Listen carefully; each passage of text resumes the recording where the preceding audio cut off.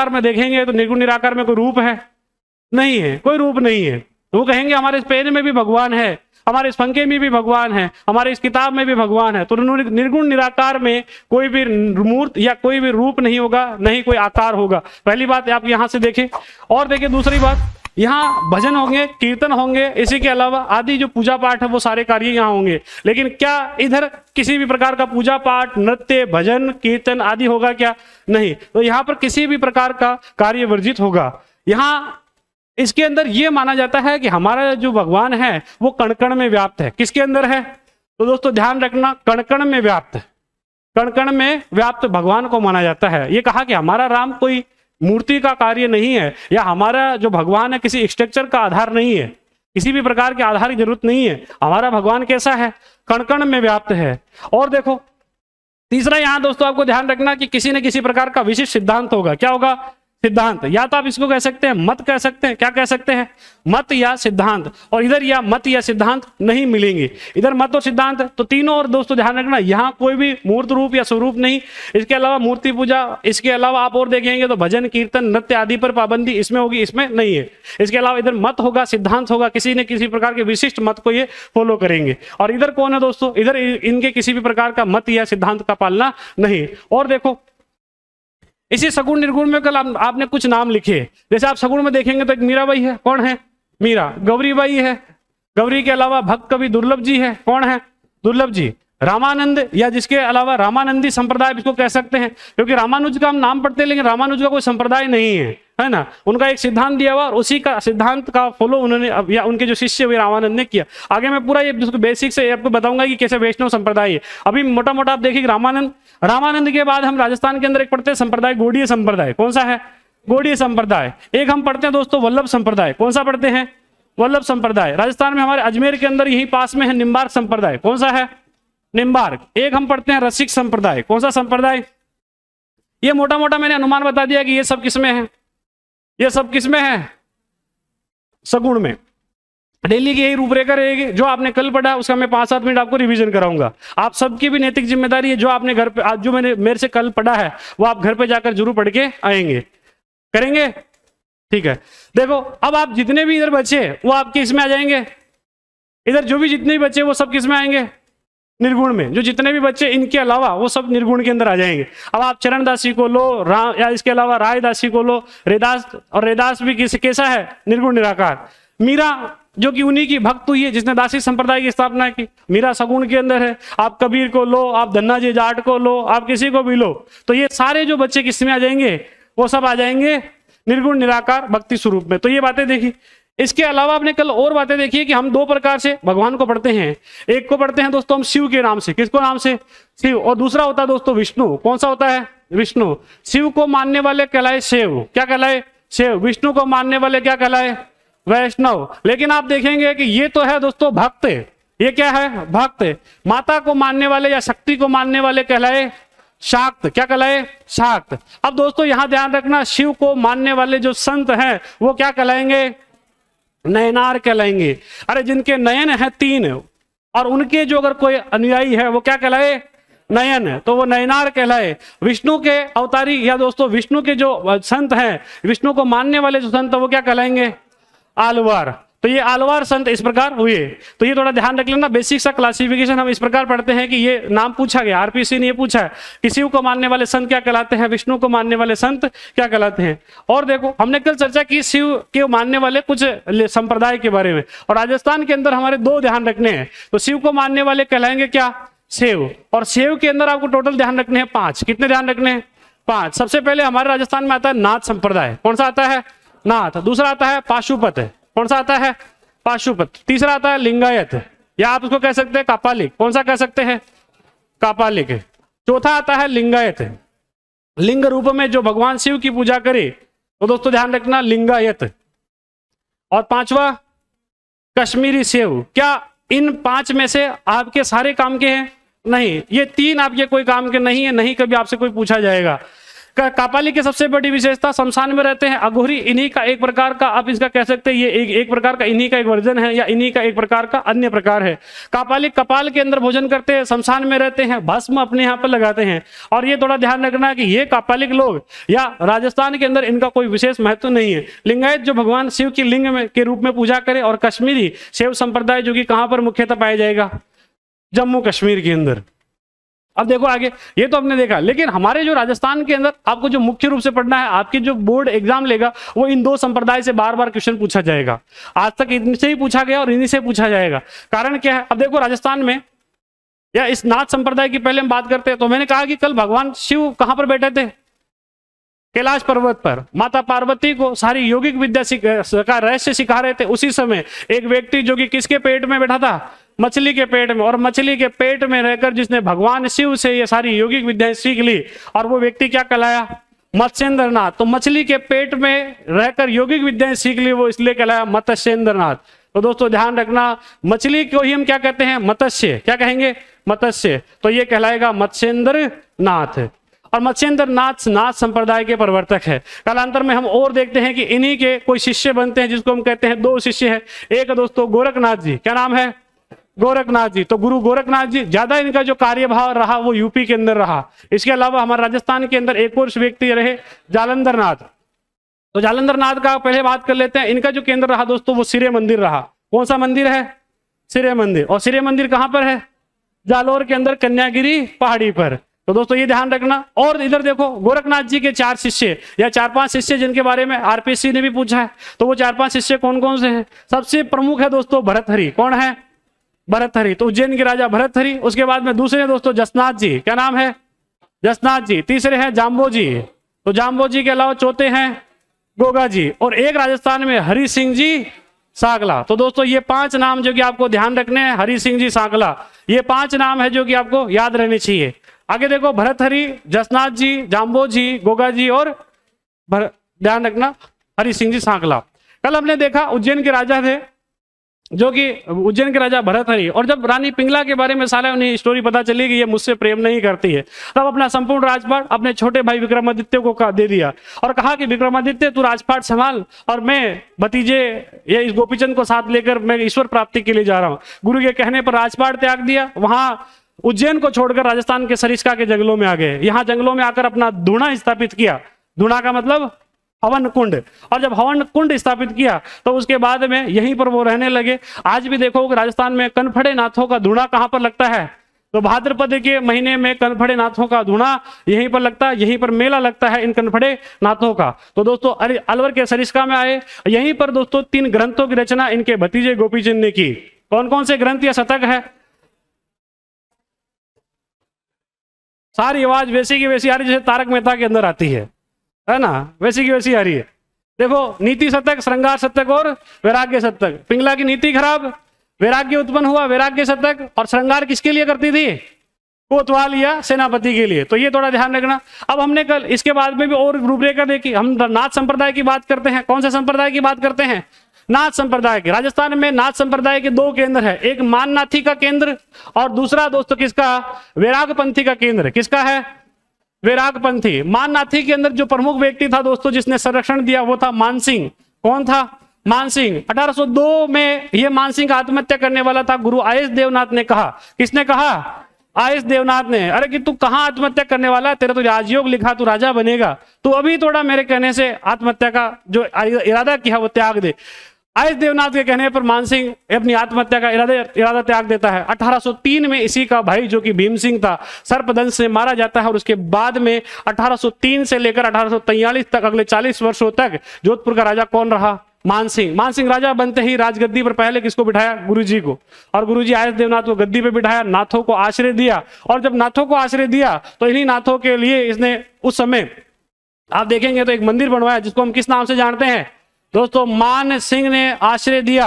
और इसी कारण दोस्तों वो कहलाया महामंदिर मठ। क्या कहलाया, महामंदिर मठ। तो एक तो महामंदिर मठ बनाया और दूसरा उदय मंदिर मठ बनवाया। कौन सा बनवाया, उदय मंदिर मठ। तो ये 2 मंदिर मठ जो कि जोधपुर में है। कहां पर है, जोधपुर में। एक आपका दूसरा केंद्र है राता ढूंढा जो कि कहां पर है दोस्तों, तो राता ढूंढा एक केंद्र जाना जाता है जो कि पुष्कर के अंदर है। इन सब तक आपने कल पढ़ लिया।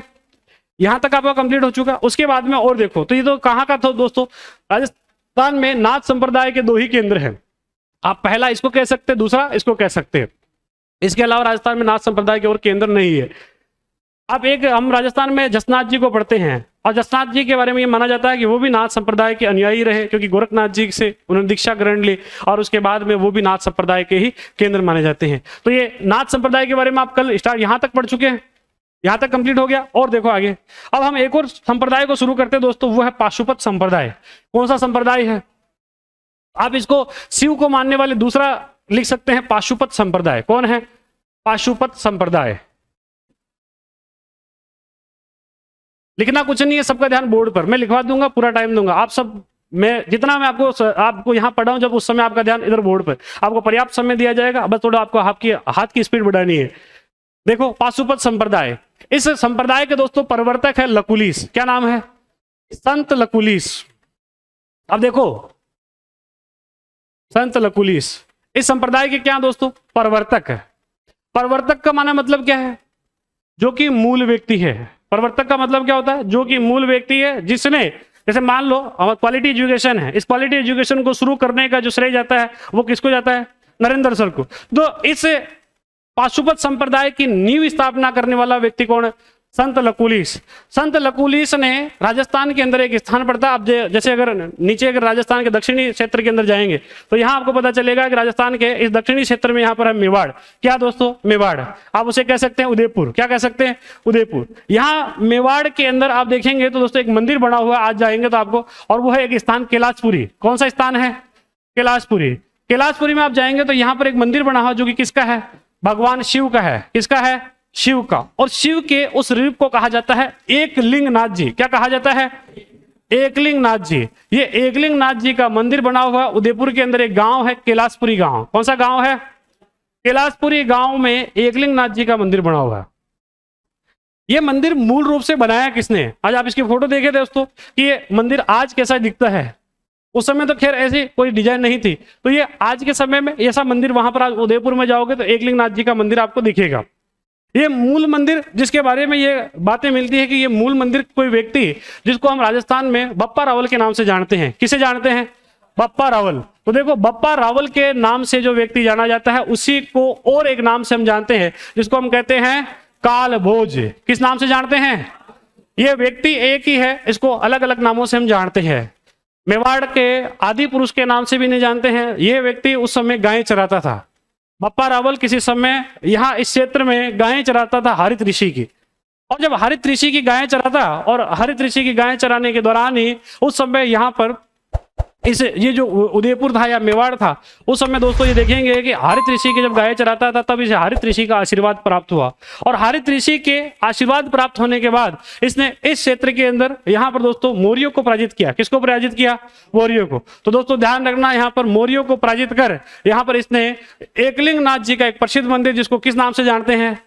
एकलिंग नाथ जी का प्रसिद्ध मंदिर, जो कि उदयपुर में, उदयपुर के अंदर है। और उदयपुर में भी एक स्थान कौन सा? कैलाशपुरी। एक तो है दोस्तों कैलाशपुरी। अब जब एकलिंग नाथ जी का मंदिर बनाया और तब उसने कहा कि हे नाथ, हम तो आपके दीवान हैं, राजा तो आप ही हो।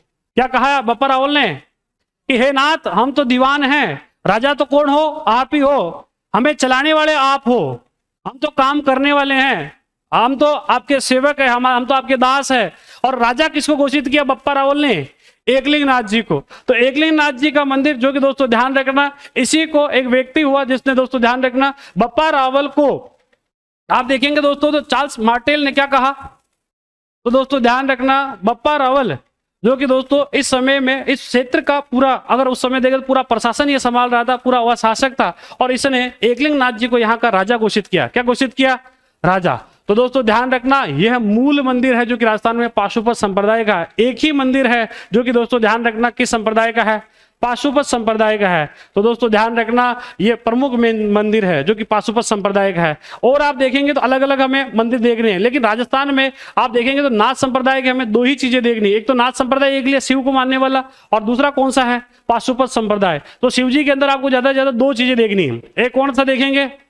नाथ संप्रदाय, और दूसरा पाशुपत संप्रदाय। तो ये 2 संप्रदाय आपको ध्यान रखने हैं। तो कल आपने कहां तक लिख लिया था, एक बार मुझे दिखा दे कि सर यहां तक हमारा लिख लिया, कंप्लीट हो गया। राजा भर्तरी कंप्लीट हो चुका है। नाथ संप्रदाय के केंद्र लिखने हैं, एक बार लिखो दे कि नाथ संप्रदाय के केंद्र।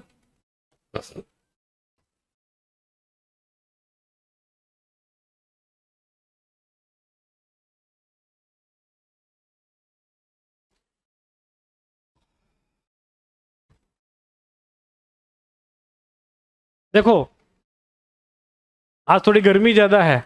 हाँ, राता डूंडा देखो, अगर भौगोलिक क्षेत्र के आधार पर देखें तो यहाँ एक स्थान राता डूंडा आप देखो तो आगे तो नागौर आ जाएगा। पुष्कर से पीथावड़ा से यहाँ दूरी देखो, कोई ज्यादा खास दूरी नहीं है।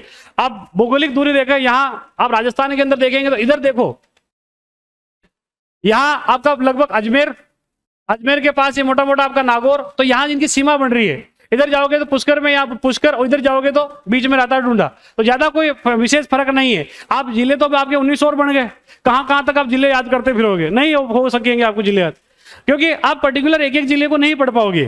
कारण क्या है, क्योंकि भौगोलिक सीमाएं मिलती है। आप देखेंगे जब हम राजस्थान में पाबूजी को पढ़ते हैं, देचू गांव को पढ़ते हैं, देचू गांव किसी समय जोधपुर में बताया जाता है, किसी में नागौर में बताया जाता है। तो आप भौगोलिक सीमाओं को नहीं पकड़ सकते, क्योंकि ये इनकी लगभग जैसे सीमाएं बनती है।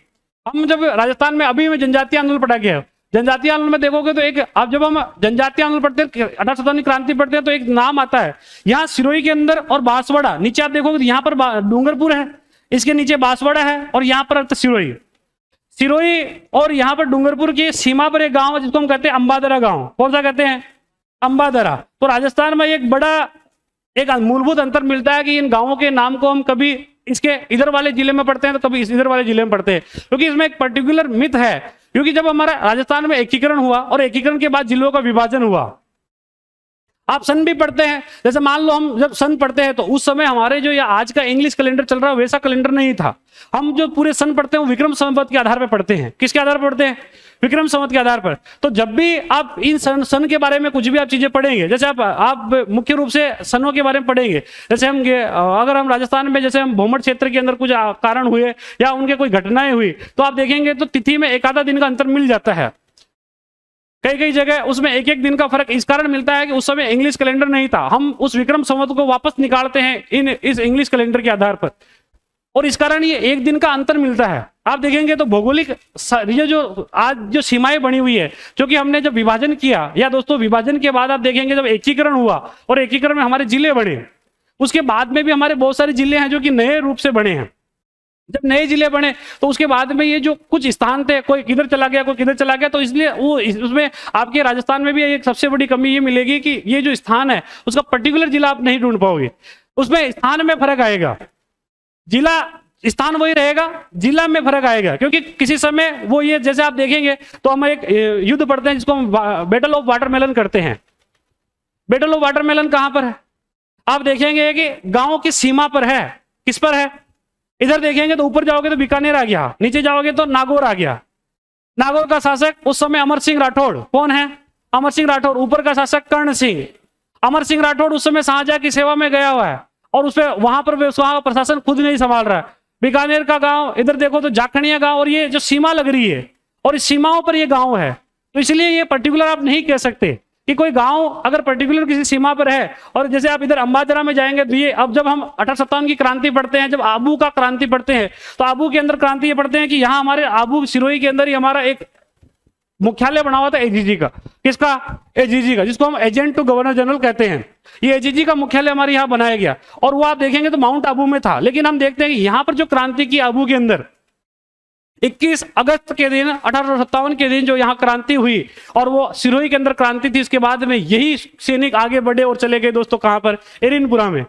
और एरिनपुरा में जाकर वहां क्रांति की। तो ये भौगोलिक क्षेत्र वही है, पर्टिकुलर इनके जिलों में आपको थोड़ा बहुत अंतर मिल सकता है। जैसे किसी लेखक ने इस अंबादरा गांव को सिरोही में लिखा हो, इसी लेखक ने अंबादरा गांव को इधर डूंगरपुर का बता दियो, क्योंकि इधर नीचे जाओगे डूंगर, ऊपर जाओगे सिरोही, सेम है। अब जैसे हमारे इधर, जैसे आप भैया अभी पूछ रहे थे कि सर ये राता डूंडा कहीं किसी किताब में नागौर लिख रखा है, किसी किताब में अजमेर लिख रखा है। अजमेर इसलिए लिख रखा है कि आप पुष्कर से आगे जाओगे तो ये मिल जाएगा। इसलिए अजमेर लिख रखा है, और किसी ने इसलिए इस पीत हावड़ा के नजदीक होने के कारण इसको नागौर लिख रखा है। तो ये भौगोलिक तो अंतर थोड़ा बहुत तो आपको मिलेगा, लेकिन कभी ये आप ये देखिए कि इसका ये अंतर कभी पूछा नहीं जाता है, और कभी इतना सटीक वो देंगे भी नहीं। आपसे ये नहीं पूछेंगे बताओ राता ढूंढा स्थान कहां पर है, वो पहले ऑप्शन में अजमेर, दूसरे में नागौर, ये कभी नहीं देंगे। या आप देख लेना, आज तक कितने ही पेपर उठा के देख लेना, आप जितने भी पेपर्स हो रखे हैं उनको उठाकर देखना, पहली बात तो राता ढूंढा कभी आज तक पूछा ही नहीं गया, और जो मान नाती केंद्र पूछे गए। लेकिन फिर भी आप देखें कि ये एक पीठ है, किसकी है? नाथ संप्रदाय की। तो दोस्तों ध्यान रखना, ये एक पीठ है। देखो बप्पा रावल, और बप्पा रावल के द्वारा कौन सा मंदिर? एकलिंग नाथ जी का मंदिर। एक व्यक्ति दोस्तों सीवी वैद्य, क्या नाम है? सीवी वैद्य। और सीवी वैद्य ने इन्हें क्या कहा है? Charles Martel. तो ये थोड़ा ध्यान रखना, चार्ल्स मार्टेल भी इन्हें कहा गया है, उपमा दी गई है चार्ल्स मार्टेल के बराबर ही व्यक्ति है। तो ये थोड़ा ध्यान रखना, आगे हम जब मेवाड़ के शासक पढ़ेंगे तब भी इनको पूरा वो डिटेल पढ़ेंगे। आप देखेंगे कि हरित ऋषि के आशीर्वाद से इन्हें राज्य प्राप्त किया, और इसी के बाद ये मेवाड़ हरित ऋषि ने इनको कहा कि तुम हमारा मंदिर बनवाना भगवान का, और भगवान शिव का एक मंदिर बनाया जिसको क्या कहा गया? एकलिंग नाथ जी। तो पाशुपत संप्रदाय का राजस्थान में एकमात्र केंद्र वो कौन सा है? एकलिंग नाथ जी का मंदिर। तो देखो यहां तक लिख लिया था, तो इसमें आप ए नाथ संप्रदाय लिखे, हेडिंग लगाओ नाथ संप्रदाय, और इसका ए पॉइंट लिख लो मान नाथी। थोड़ा स्पीड से लिखना, हाथों की स्पीड आज से ही, कल से ही बढ़ा ली होगी बहुत सारे जनों तो, है ना कि सर आपने कल ही कहा, हमारी तो कल ही स्पीड बहुत तेज होगी। रोज आप ऐसा कोशिश करिए, आप 15 वर्ड और 50 वर्ड वाले 2-2 क्वेश्चन आप रोज लिखिए। जिसने अगर मेंस को फोकस कर रखा है वो जरूर ये लिखेगा, जिसने अगर एसआई को फोकस कर रखा है वो जरूर हिंदी पढ़ेगा। अभी से आप हिंदी पढ़ना शुरू कर दीजिए। आप ऐसा है कि जब आप एग्जाम आएंगे और एग्जाम की विज्ञप्ति आएगी तब आप हिंदी पढ़ेंगे तो दूसरों से बहुत पीछे रह जाएंगे। आपकी तैयारी को लोग जो धरातल पर रहते हैं उससे +1 पर आप तभी लेके जाएंगे, तो +1 पर ही अपने को चल रहा है। लिखो देखिए मान नाथी, मान नाथी, मान नाथी, इसमें लिखो जोधपुर के राजा मानसिंह, जोधपुर के राजा मानसिंह, जोधपुर के राजा मानसिंह के द्वारा आश्रय प्रदान करने के कारण, जोधपुर के राजा मानसिंह के द्वारा आश्रय प्रदान करने के कारण, के द्वारा आश्रय प्रदान करने के कारण यह संप्रदाय मान नाथी कहलाया। यह संप्रदाय मान नाथी कहलाया। यह संप्रदाय मान नाथी कहलाया। मानसिंह ने, मानसिंह ने नाथों को आश्रय देने के लिए, नाथों को आश्रय देने के लिए, नाथों को आश्रय देने के लिए, नाथों को आश्रय देने के लिए जोधपुर में महामंदिर मठ, जोधपुर में, जोधपुर में महामंदिर मठ है। ये दिख रहा है आपको महामंदिर मठ जोधपुर का है। जोधपुर में महामंदिर मठ मानसिंह के द्वारा बनवाया गया था। ये नाथों को आश्रय दिया तो जोधपुर में महामंदिर मठ 84 खंभों का है। कितने खंबे दिख रहे हैं इसमें आपको? 84। इधर देखो खंबे, क्या काउंट करते जाओ, 84 खंबे हैं। तो 84 खंभों से युक्त महामंदिर मठ। तो दोस्तों ध्यान रखना 84 खंबे इसमें कितने हैं? 84 खंभों युक्त महामंदिर मठ बनवाया। महामंदिर मठ तथा उदय मंदिर मठ बनवाया। महामंदिर मठ है वह उदय मंदिर मठ बनवाया। किशनगढ़ से कौन कौन है? 1 2 3 4 5 6। और कोई आज पहली बार आए हैं जिसकी पहली क्लास है? कल जो नहीं थे तो 3 जने 4 जने, ठीक है। आप जो भी किशनगढ़ से आए एक बार मुझे क्लास के बाद नीचे मिलना, ठीक है। देखो महामंदिर मठ और उदय मंदिर मठ, तो ये 2 मंदिर मठ किसने बनाए? मानसिंह ने। किसको आश्रय देने के लिए? नाथों को आश्रय देने के लिए। नाथ योगी की जो बात है वो एकदम सटीक बैठती है, इनकी जो भविष्यवाणी है वो एकदम सटीक बैठती है। तो ये दोस्तों ध्यान रखना, महामंदिर मठ, उदय मंदिर मठ बनवाया, नाथों को आश्रय दिया इसलिए, या एक जो मान सिंह ने आश्रय दिया इसलिए क्या कहलाए, मान नाथी पंथ है। कौन सा पंथ कहलाया, मान नाथी पंथ। दूसरा लिखो राता ढूंढा, दूसरा कौन सा लिखोगे, राता ढूंढा।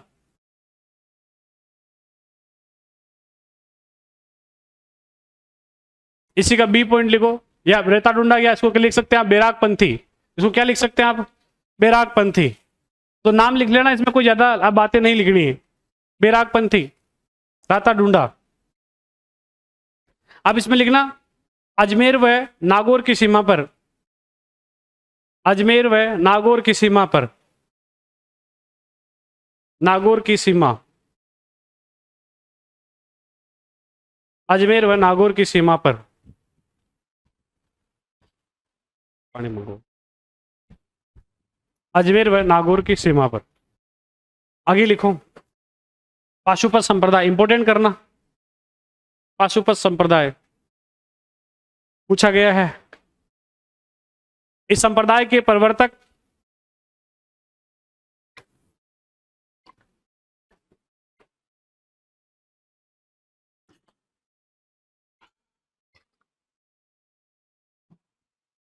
इस संप्रदाय के प्रवर्तक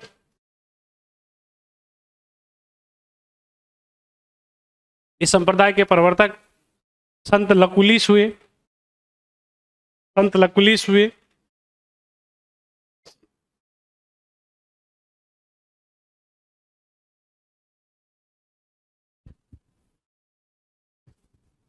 बप्पा रावल ने,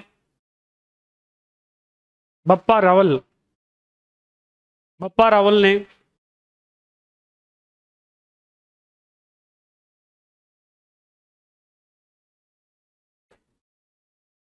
पाशुपत संप्रदाय का प्रमुख मंदिर,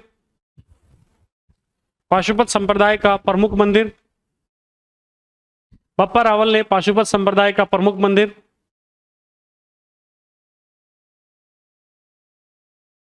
बप्पा रावल ने पाशुपत संप्रदाय का प्रमुख मंदिर कैलाशपुरी उदयपुर में, या उदयपुर के कैलाशपुरी में बनवाया, दोनों में कैसे भी लिख सकते हैं आप, कैलाशपुरी उदयपुर में बनवाया।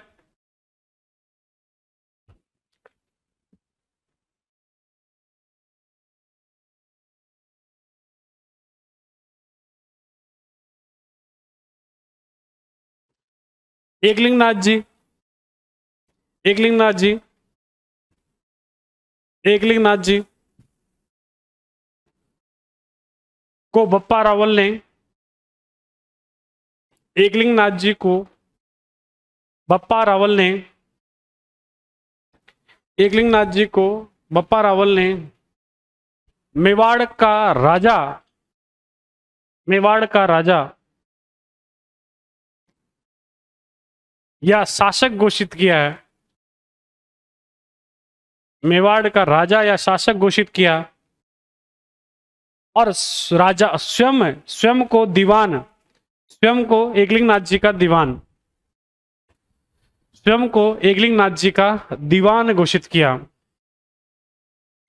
स्वयं को एकलिंगनाथ जी का दीवान घोषित किया, स्वयं को एकलिंगनाथ जी का दीवान घोषित किया। बप्पा रावल को सीवी वैद्य ने, बप्पा रावल को सीवी वैद्य ने चार्ल्स मार्टेल की उपमा दी, बप्पा रावल को सीवी वैद्य ने चार्ल्स मार्टेल की उपाधि दी। कितने जने हैं जो कि मेरे कहने के बाद अपना अपना सिलेबस साथ लेकर आए हैं, 1 2 3 मतलब 10-15 जने हैं जो कि अपना सिलेबस साथ लेकर आए हैं। बाकी लोग क्यों नहीं लेके आए भाई? कल मैंने इतना कहा था कि भाई जो आप यहाँ आते हैं आपके पास 2 चीजें नेसेसरी है। एक के पास आपका सिलेबस होना चाहिए, सिलेबस आपको मार्ग बताएगा कि किस मार्ग पर जाना है, और दूसरा पुराने पेपर पर देखोगे तो आपको ये पता चलेगा कि उस मार्ग में क्या क्या है, दुविधाएं हैं, क्या क्या कहाँ पर गड्ढे हैं, क्या पर वहां पर कठिनाइयां हैं। तो आपके पास दोनों चीजें होनी चाहिए। आज मैं आपको फिर कह रहा हूं, ऐसा ही कि जो विद्यार्थी है वो सबसे बड़ा काम ये करेंगे, आपके पास जो अभी 2021 वाले जो पेपर हुए हैं जिसको आपने 13 तारीख, 14 तारीख और 15 तारीख का एसआई का जो पेपर है वो निकाल के लेके आएंगे कल। आपके पास सिलेबस होना चाहिए, और तीसरी चीज आपके पास वो जो पुराने ईयर्स के पेपर हो उनका एनालिसिस होना चाहिए। पुराने पेपर्स के अंदर आए हुआ एक एक क्वेश्चन आपके लिए इंपॉर्टेंट है, एक एक शब्द की महत्ता है, और उन्हें पेपर्स की ऑथेंटिक आंसर की आपको बोर्ड की साइट पर मिल जाएगी। एक कोशिश करते हैं आज आप सब लोगों का एक ग्रुप बनाते हैं, उस ग्रुप के अंदर जो भी इंपॉर्टेंट जानकारी होगी वो या तो कोचिंग के द्वारा प्रोवाइड करा दी जाएगी या हम टीचर्स के द्वारा प्रोवाइड करा दी जाएगी। आपका काम ये होगा जो हम बताएंगे वो चीजें आप कल अपने या तो निकलवा के लेकर आएंगे इंटरनेट के माध्यम से, ये तो आप खुद निकाल सकते हैं, और अगर आपसे नहीं निकल रहा है तो तब कोशिश करेंगे कि हम एक ऐसा कोई ग्रुप बनाएं और उसके अंदर आपको जोड़कर वो वहां एक वैसी सुविधा उपलब्ध करें। तो आपके पास, हर विद्यार्थी के पास, जिस भी एग्जाम की तैयारी कर रहे हैं, आरएस की कर रहे हैं, तो आपके पास लगभग 4-5 सालों के पुराने पेपर्स को आप देखेंगे। 21 के अंदर कौन कौन से प्रश्न आए, कौन कौन से सेगमेंट से कौन कौन से प्रश्न पूछे गए, कौन से क्षेत्र को छोड़ा हुआ है अब तक जो कि पिछले 4-5 बार में ही नहीं पूछा गया, तो वो आप एक बार मोटा मोटा देख लेंगे। तो ये थोड़ा ध्यान रखना। अब देखो आगे, ये तो हमारा भगवान शिव को जो संप्रदाय जो भी भगवान शिव को मानने वाले हैं, राजस्थान में हमारे 2 ही पढ़ने हैं, और 2 ही है, इसके अलावा राजस्थान में तीसरा कोई है नहीं। तो दोस्तों ध्यान रखना, ये 2 संप्रदाय हैं जो कि हमने पढ़े। अब देखो आगे, अब हम शुरू करते हैं दोस्तों राजस्थान के अलावा पूरे भारत के अंदर जो, अगर हम शुरुआत से देखें, ये भी आपने थोड़े दिनों पहले ही आपने एक इंटरनेट पर ये फोटो देखी होगी। देखो देखें, जो भी न्यूज़पेपर बच्चा पढ़ रहा है उसने ये फोटो तो कहीं ना कहीं देखी होगी। बता दो कोई इनमें से आप में जितना भी बैठा है कि सर ये हमने फोटो कहीं ना कहीं इंटरनेट पे देखी है, कहीं ना कहीं अभी 2022 के अंदर ये चर्चा के अंदर रही, 22-23 के दौरान। कहां पर आई है? हैदराबाद में। इसको क्या नाम से जानते हैं? ये है कौन? रामानुज। अब दोस्तों थोड़ा सा समझ लो, अब हम पढ़ रहे हैं वैष्णव। किसको पढ़ रहे हैं? विष्णु को जो पूजता है, विष्णु का ही रूप है राम। त्रेता युग में जो मूल पुरुष हुआ, जिसको भगवान माना गया, वो कौन थे? राम। द्वापर युग में यही राम किस रूप में पूजे गए? कृष्ण के रूप में। तो विष्णु कहो, राम कहो, चाहे कृष्ण कहो, बात एक ही है। तो ये दोस्तों ध्यान रखना, विष्णु को मानने वाले क्या कहलाए? वैष्णव कहलाए। वैष्णव कहलाए। दोस्तों एक मत पढ़ा जाता है इस वैष्णव संप्रदाय में। इस वैष्णव संप्रदाय में एक मत पढ़ा जाता है जिसको हम कहते हैं पंचरात्र मत। पंचरात्र मत कह दो इसको आप, या इसी को आप कह दो भागवत मत। कौन सा मत कह सकते हो? भागवत मत। अब ये भागवत मत क्या है, पंचरात्र मत क्या है? कोई बता सकता है कि सर ये भागवत मत या पंचरात्र मत क्या है?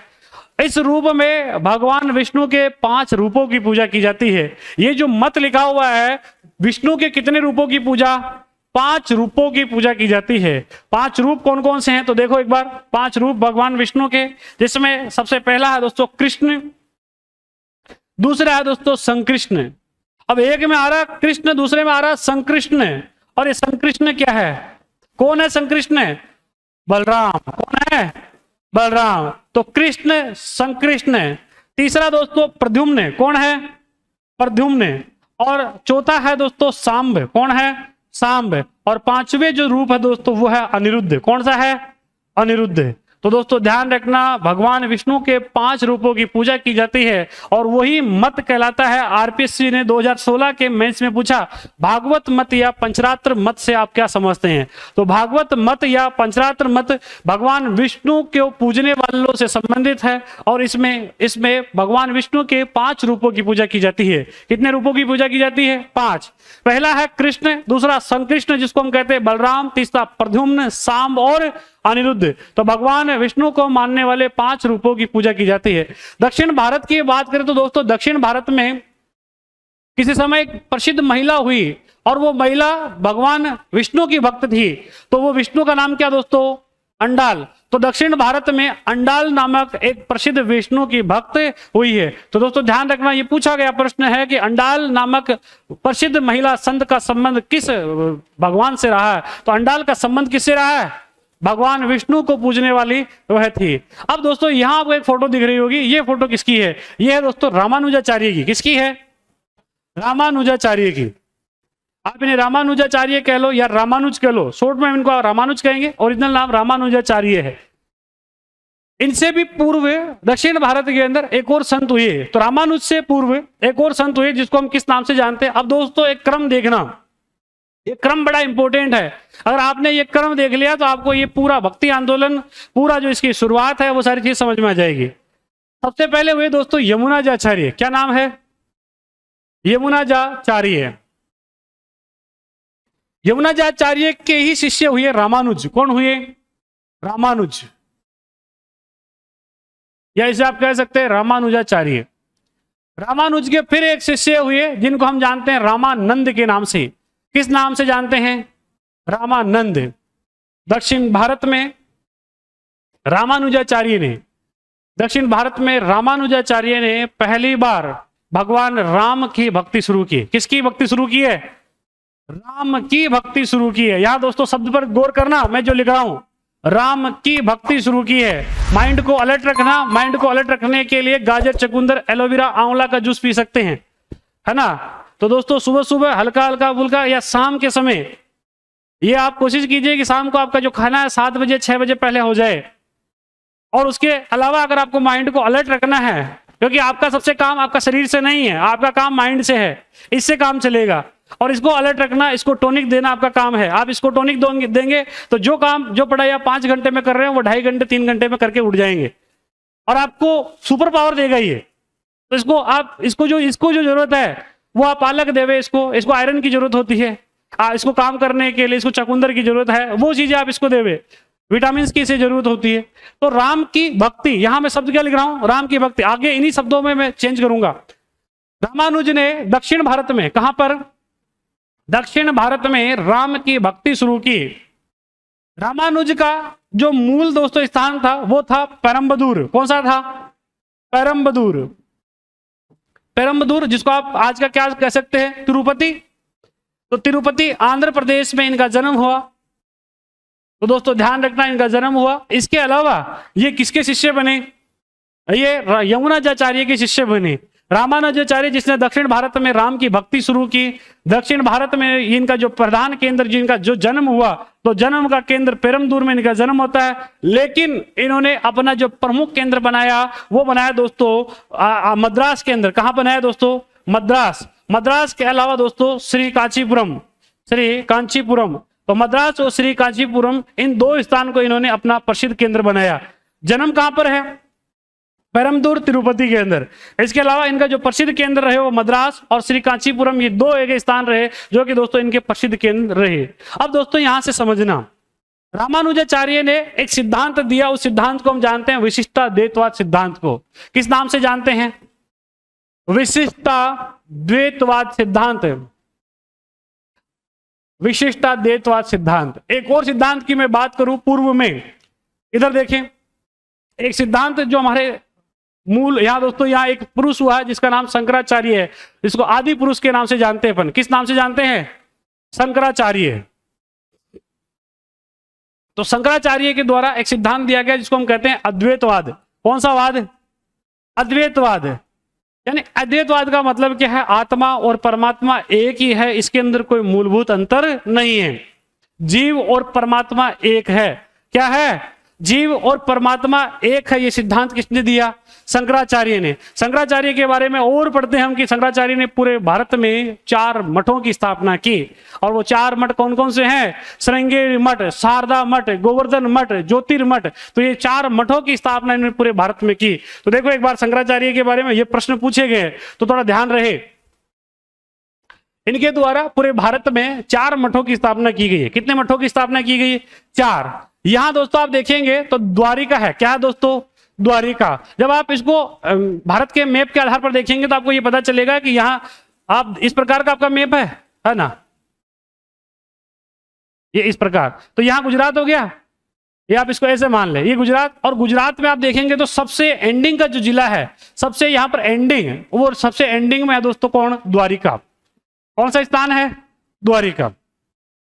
इन्होंने द्वारिका के अंदर शंकराचार्य के द्वारा एक मठ की स्थापना की गई जिसको हम कहते हैं शारदा मठ। कौन सा मठ है?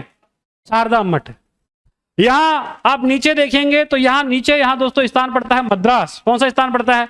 या आप नीचे जाओगे तो यहाँ आप शेड नीचे जाओ, और ये नीचे एक ऐसा स्थान है जहां से आप आगे जाओगे तो यहाँ से अब पानी ही पानी है, और नीचे जाओगे तो आपकी लंका आ जाएगी। क्या आ जाएगी? लंका। तो दोस्तों तमिलनाडु के अंदर यहाँ एक केंद्र इन्होंने बनाया, और यहाँ पर भी एक मठ की स्थापना की, जिसको हम नाम से जानते हैं दोस्तों श्रृंगेरी मठ। कौन सा मठ है? श्रृंगेरी मठ है। तो ये दोस्तों ध्यान रखना, ये कहां पर है? तमिलनाडु में। कहां पर है? तमिलनाडु। इधर ऊपर और देखो, यहां पर दोस्तों आपका उड़ीसा है। कौन सा है? उड़ीसा। और उड़ीसा के अंदर दोस्तों उड़ीसा के अंदर इन्होंने एक मठ की स्थापना की, उड़ीसा। और उड़ीसा के अंदर दोस्तों यहां पर कौन सा मठ है? तो दोस्तों ध्यान रखना, गोवर्धन मठ। कौन सा मठ है? गोवर्धन मठ है। तो एक गोवर्धन मठ है, और एक ऊपर यहां पर उत्तराखंड के अंदर स्थापना की दोस्तों ज्योतिर्मठ। कौन सा मठ है? ज्योतिर्मठ। तो ये इस प्रकार, ये आपके उत्तराखंड के अंदर। पूरे भारत में कितने मठों की स्थापना की इन्होंने? 4 मठों की स्थापना। और ये मठों की स्थापना करने वाले कौन थे? शंकराचार्य। तो दोस्तों ध्यान रखना, शंकराचार्य के द्वारा पूरे भारत में 4 मठों की स्थापना की गई। द्वारिका के अंदर शारदा मठ, नीचे सबसे नीचे दक्षिण भारत के अंदर श्रृंगेरी मठ, उड़ीसा के अंदर गोवर्धन मठ, और सबसे ऊपर ज्योतिर्मठ। तो ये 4 मठों की स्थापना किसके द्वारा की गई है?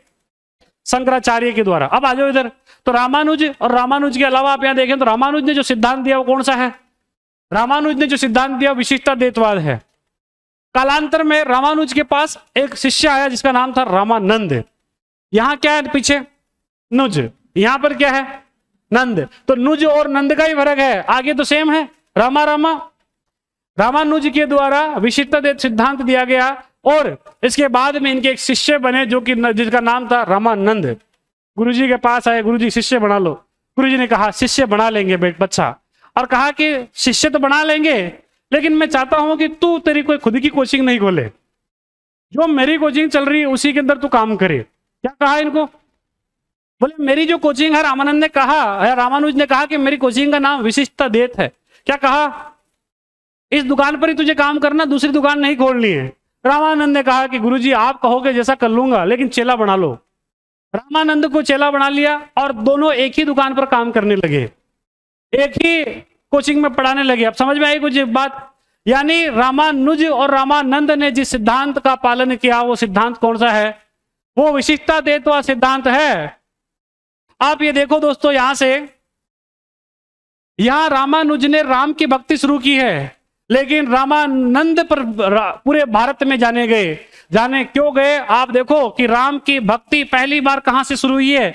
दक्षिण भारत में शुरू हुई है। वो व्यक्ति था यमुनाचार्य। यमुनाचार्य का एक शिष्य बना रामानुज। रामानुज ने दक्षिण भारत में राम की भक्ति शुरू की। और जब भी आपने भी ये फोटो देखी दोस्तों, ये फोटो किसकी है?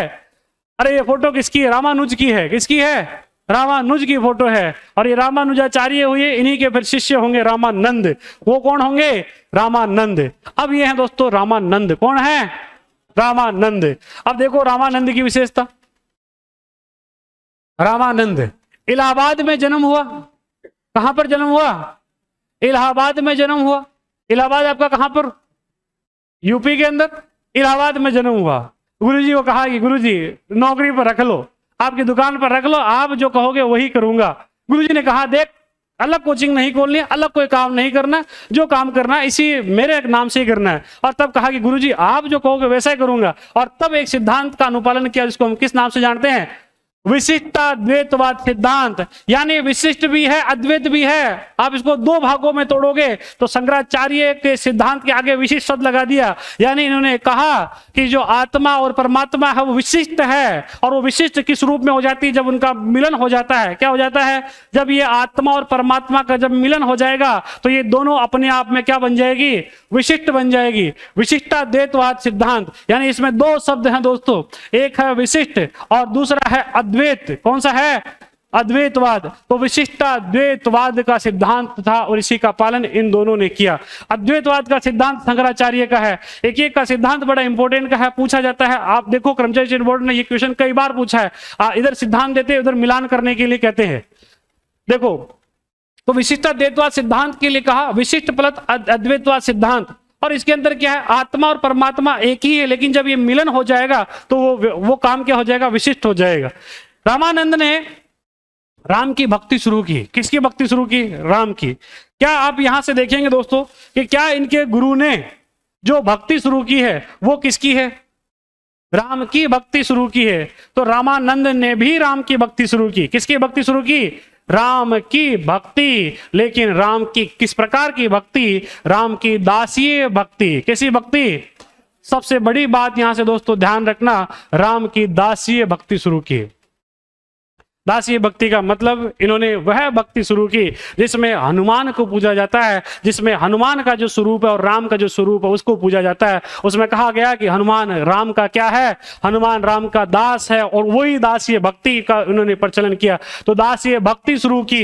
इसके अलावा आप देखेंगे तो दोस्तों दक्षिण भारत से पहली बार इस रामानंद के ही 12 शिष्य बने, और यही रामानंद दक्षिण भारत से उत्तर भारत की ओर बढ़े, और उत्तर भारत की ओर इसने भक्ति परंपरा को शुरू किया। और यही व्यक्ति है जो कि उत्तर भारत की ओर पूरी भक्ति परंपरा को लेकर आया है। पहले यह भक्ति कहां हो रही थी? दक्षिण भारत में। इसी रामानुज का शिष्य रामानंद हुआ जो कि दक्षिण भारत से ऊपर बढ़ा, 12 शिष्य बनाए अपने। कितने? 12। तो रामानंद के टोटल 12 शिष्य हुए। उन 12 में से 6 तो है प्रसिद्ध और 6 है अप्रसिद्ध। इन रामानंद ही यहां से नीचे से निकले और ऊपर की आए। ऊपर आते आते इनके शिष्य बनते गए, 12 शिष्य उन्होंने बनाए, और वो रामानंद इतिहास के अंदर या भारत के अंदर भक्ति आंदोलन को ऊपर लाने वाले या उत्तर भारत की ओर लाने वाले व्यक्ति के रूप में जाने जाते हैं। तो वो ये कौन है दोस्तों? रामानंद। अब देखो दोस्तों, इन्होंने बनाए हैं अपने 12 शिष्य, और ये 12 शिष्य जो कि सभी में से आप देखेंगे तो 6 तो प्रसिद्ध और 6 अप्रसिद्ध है। तो रामानंद और रामानंद के कितने शिष्य हुए? तो आप देखेंगे इनके 12 शिष्य हुए। तो रामानंद के टोटल हुए 12 शिष्य। कितने शिष्य हुए? 12। इन 12 शिष्यों में से आप देखेंगे दोस्तों तो 6 तो प्रसिद्ध है। मैंने कल भी इन पे शायद चर्चा की होगी। अब रिसेंटली फर्स्ट ग्रेड में यह क्वेश्चन पूछा गया है, इनके शिष्यों से संबंधित प्रश्न था। ये रामानंद है। रामानंद बेटे हैं, चले गिनो, 1 2 3 4 5 6 7 8 9 10 11 12। कितने शिष्य हैं? 12 शिष्य है। और ये 12 शिष्य बड़े इंपोर्टेंट है। इन्होंने भगवान राम की भक्ति को पूरे उत्तर भारत के अंदर फैला दिया। और ये 12 शिष्य देखो, देखिए कौन कौन से हैं। तो ये दोस्तों ध्यान रखना, टोटल भारत में 12 शिष्य हुए। उन भारत के अंदर ये जो 12 शिष्य हैं ये बड़े काम के हैं, आपके पूछे भी जा सकते हैं। जैसे राजस्थान के अंदर एक बात करें तो हम हुए यहाँ पर पीपा जी। क्या नाम है? पीपा जी। आगे इसी को एक एक को डिटेल से पढ़ाऊंगा, पहले समझ लो।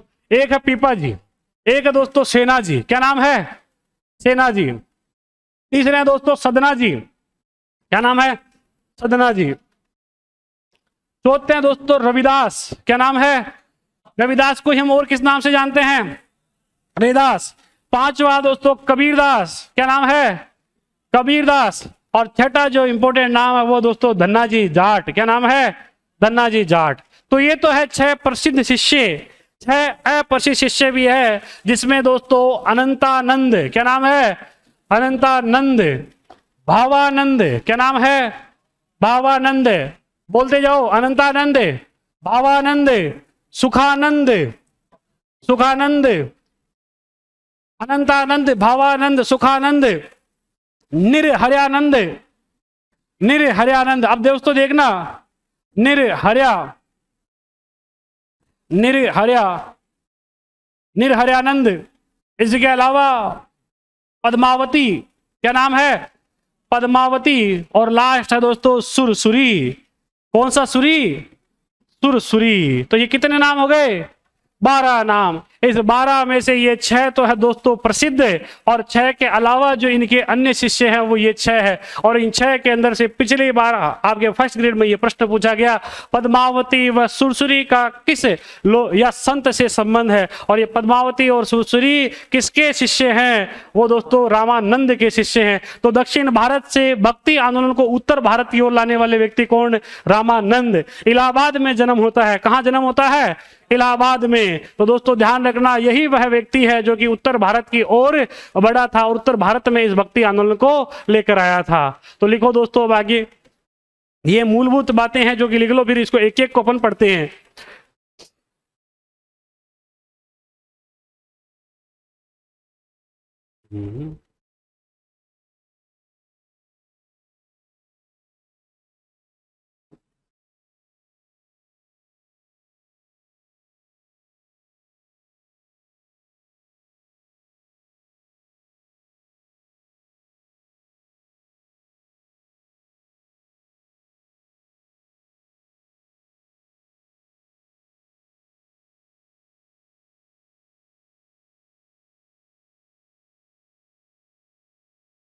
लिखो,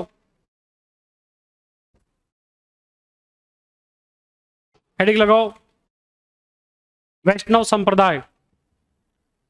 वैष्णव संप्रदाय, वैष्णव संप्रदाय के अंग मिलेंगे अलग अलग, सब पार्ट उनके मिलेंगे, तो सबसे बड़ा हेडिंग रहेगा वैष्णव संप्रदाय। इसके अंग अलग अलग अंग पढ़ेंगे हम, गौड़ीय संप्रदाय पढ़ेंगे, वल्लभ संप्रदाय पढ़ेंगे। पहले ये भारत में कैसे हुआ और राजस्थान में कैसे आया उसके बारे में थोड़ी सी चर्चा कर लेते हैं। लिखो, वैष्णव संप्रदाय, इसके कोष्टक में लिख देना विष्णु, राम या कृष्ण, तीनों की पूजा होती है इसमें। विष्णु, राम या कृष्ण, विष्णु, राम या कृष्ण, तीनों की पूजा होती है। आगे लिखो,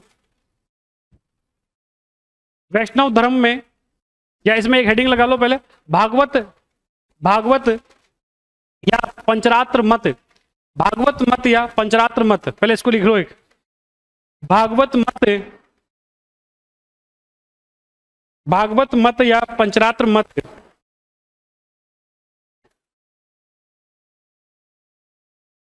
भगवान विष्णु के 5 रूपों की पूजा, भगवान विष्णु के 5 रूपों की पूजा, भगवान विष्णु के 5 रूपों की पूजा,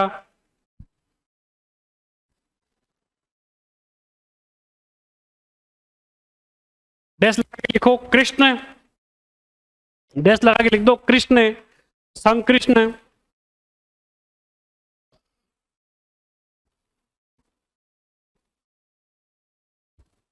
कृष्ण संकृष्ण, संकृष्ण का मतलब है बलराम, कृष्ण संकृष्ण,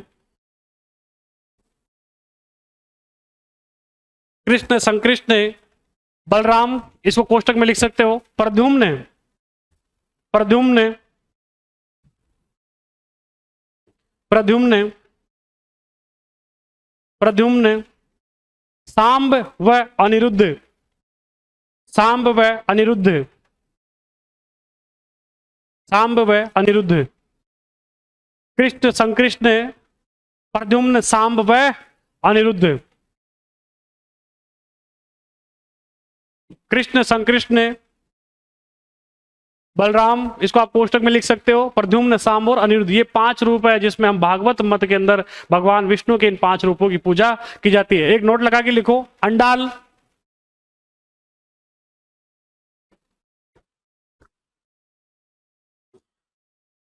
दक्षिण भारत में अंडाल,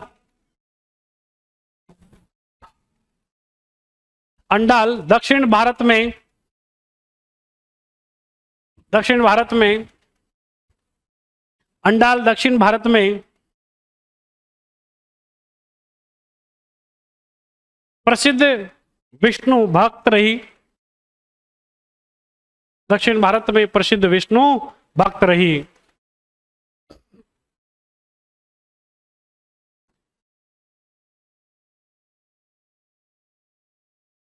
एक यहां शंकराचार्य के बारे में थोड़ा नोट लगा के वो लिख लो, एक नोट लगाओ शंकराचार्य का, शंकराचार्य अद्वैतवाद,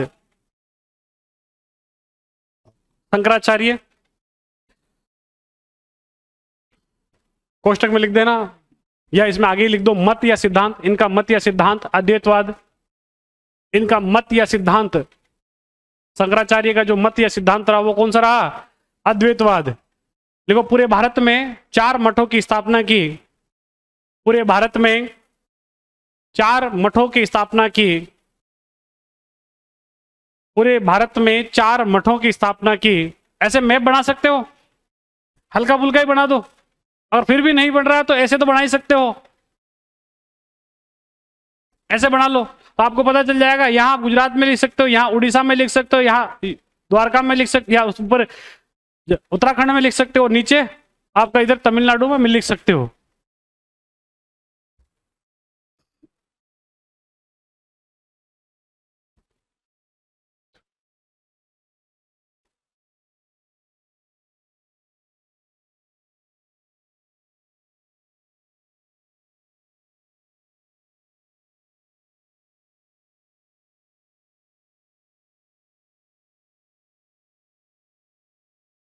मैप बना के ही लिखो, ऐसे स्थान लिखोगे तो समझ में नहीं आएगा, मैप से बहुत जल्दी समझ में आ जाएगा।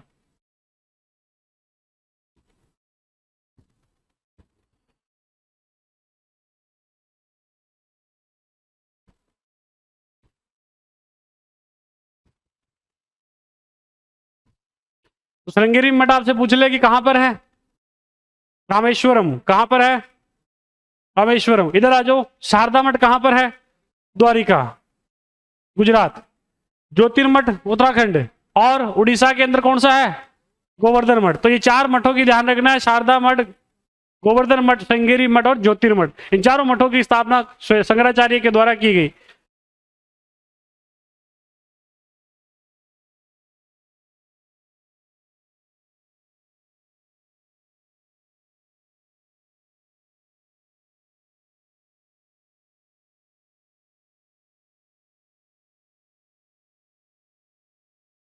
बना लिया होगा भाई अब तो। नहीं तो अगर ऐसे भी नहीं बने तो आप डायरेक्ट चारों मठों के नाम और उसके स्थान लिख दो, है ना, ऐसे भी नहीं हो तो। वैसे तो समझ में आ जाएगा, है ना। आगे देखो, अब आ जाओ इधर। ये बेसिक स्ट्रक्चर आप अपनी कॉपी में बना के लिख लो। रामानुजाचार्य, सॉरी यमुनाचार्य, रामानुज और रामानंद, ऐसे ही एरो बना के लिखना, समझ में आ जाएगा पूरी चीजें। इसका एरो का मतलब है यमुनाचार्य के बाद रामानुज, रामानुज के बाद इन्हीं के शिष्य रामानंद।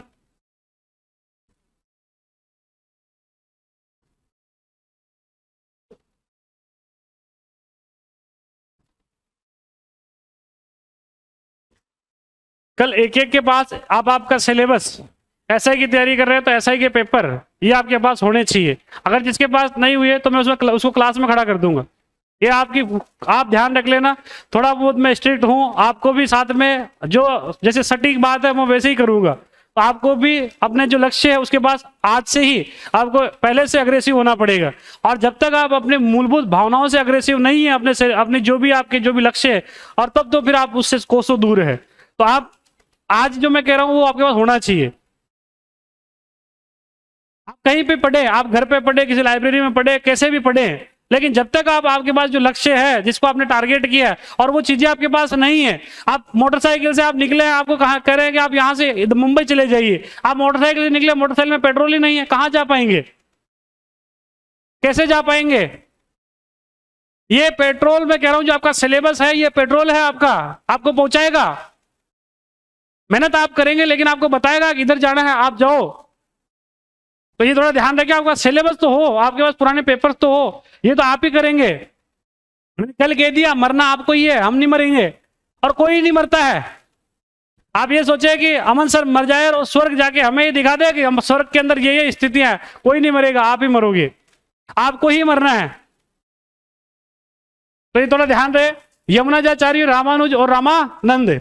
अब देखो इसके अंदर, अब एक एक के बारे में थोड़ा सा, यमुनाचार्य के बारे में एक लाइन लिख लो, एक एक के बारे में थोड़ा थोड़ा अपन एक साथ लिखेंगे। तो देखो यमुनाचार्य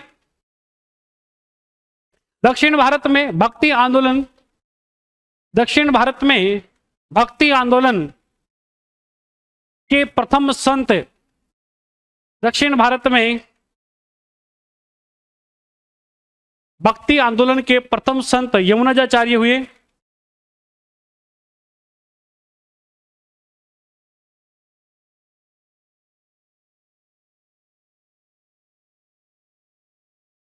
यमुनाचार्य हुए, उन्हीं के शिष्य रामानुज हुए, उन्हीं के शिष्य, उन्हीं के शिष्य रामानुज हुए, उन्हीं के शिष्य रामानुज हुए। अब रामानुज के बारे में लिख लो। इनका जन्म पेरम्बदूर, तिरुपति, आंध्र प्रदेश में, इनका जन्म पेरम्बदूर, तिरुपति, आंध्र प्रदेश में। छोट में लिखना है, आगे बातें कुछ नहीं, जन्म स्थान लिख दिया, फिर आगे लिखो। तो इनका जन्म पेरम्बदूर, तिरुपति, आंध्र प्रदेश में,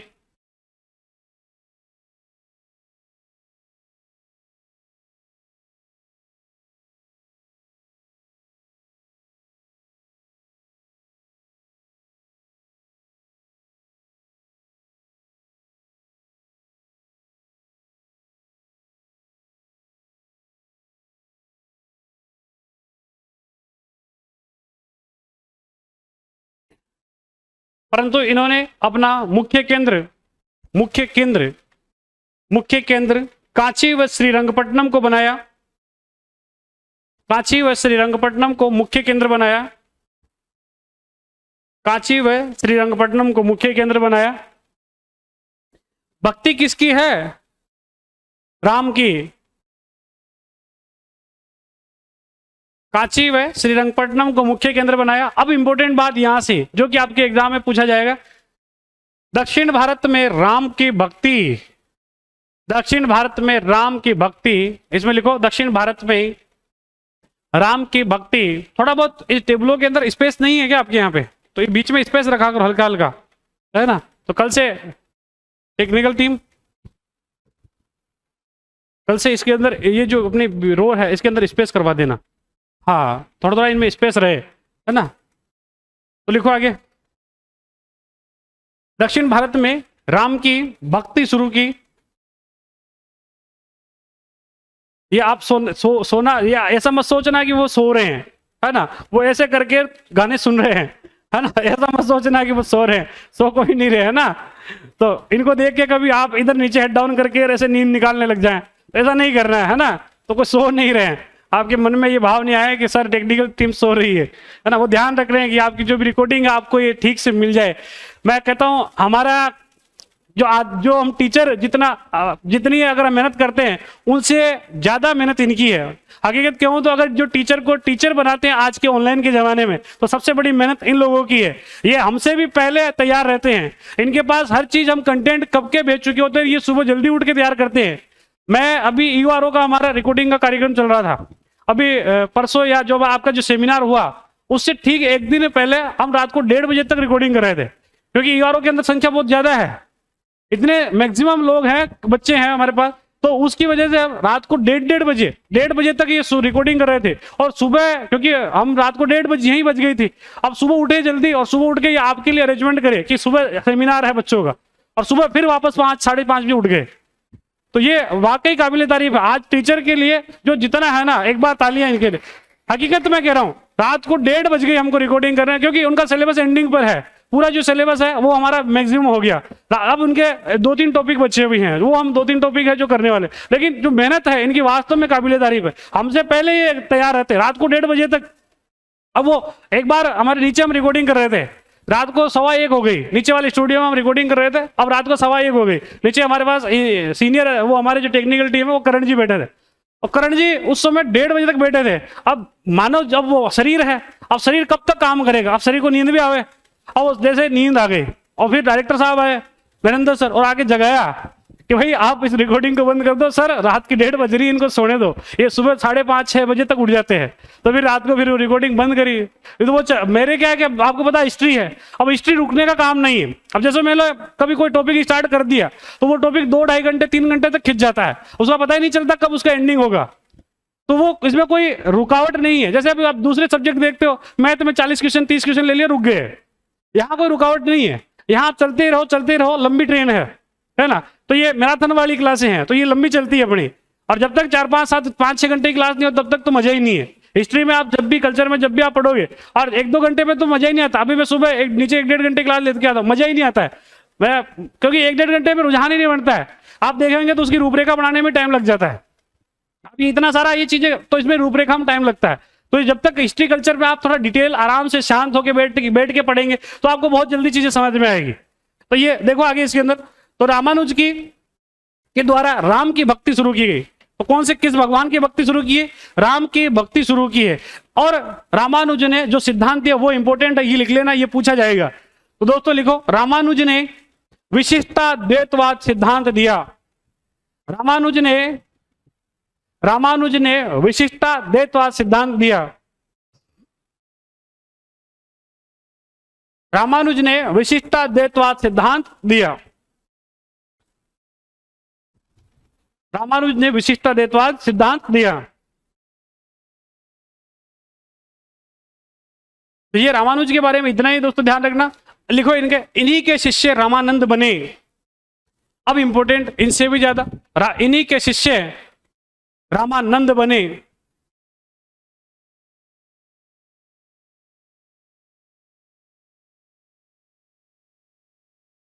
इन्हीं के शिष्य रामानंद बने।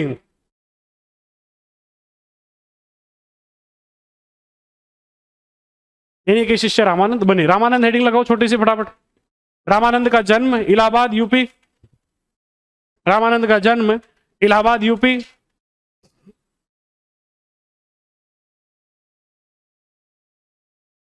प्रयागराज। सर प्रयागराज, प्रयागराज कहाँ है? देखो, भगवान राम की भक्ति शुरू की है। कौन सी भक्ति शुरू की है?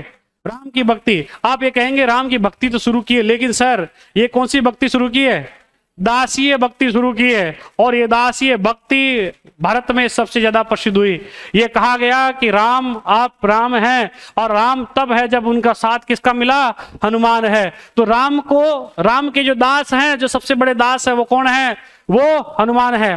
एक बार राम जी सो रहे थे, और जब राम जी सो रहे थे तो वो मैया सीता वहां बैठी थी, और मैया सीता जहां बैठी थी तो राम जी जो कि वहीं सो रहे थे, तो वो मैया सीता के गोद में सर रखकर सो गए। और जब मैया सीता के गोद में सर रखकर सो गए राम जी, तो उधर थोड़ी दूर बैठे एक पेड़ था। उस पेड़ के जो दोस्तों, उस पेड़ के वहां पर एक चबूतरा बना था, उसके ऊपर दो जने बैठे थे। एक हनुमान जी बैठे थे, लक्ष्मण जी बैठे थे। और हनुमान जी लक्ष्मण जी बैठे थे, दोनों में बात हुई। लक्ष्मण जी कह रहे थे, मैं इस दुनिया में मेरे भैया जो सबसे ज्यादा प्रेम करते हैं, माता सीता के बाद मुझे प्रेम करते हैं। ये कौन कहा? लक्ष्मण जी। हनुमान जी कहा, नहीं नहीं नहीं भैया लक्ष्मण, गलत बात। राम जी के जो प्रिय हैं वो हम हैं, और हम जो सबसे प्रिय हैं वो हनुमान है। कौन है? हनुमान। दोनों में बातचीत चल रही थी। हनुमान जी और लक्ष्मण एक दूसरे को कह रहे थे कि देखो, हमने उस समय ये भगवान के लिए किया, भगवान ने हमें इसलिए गले मिलाया।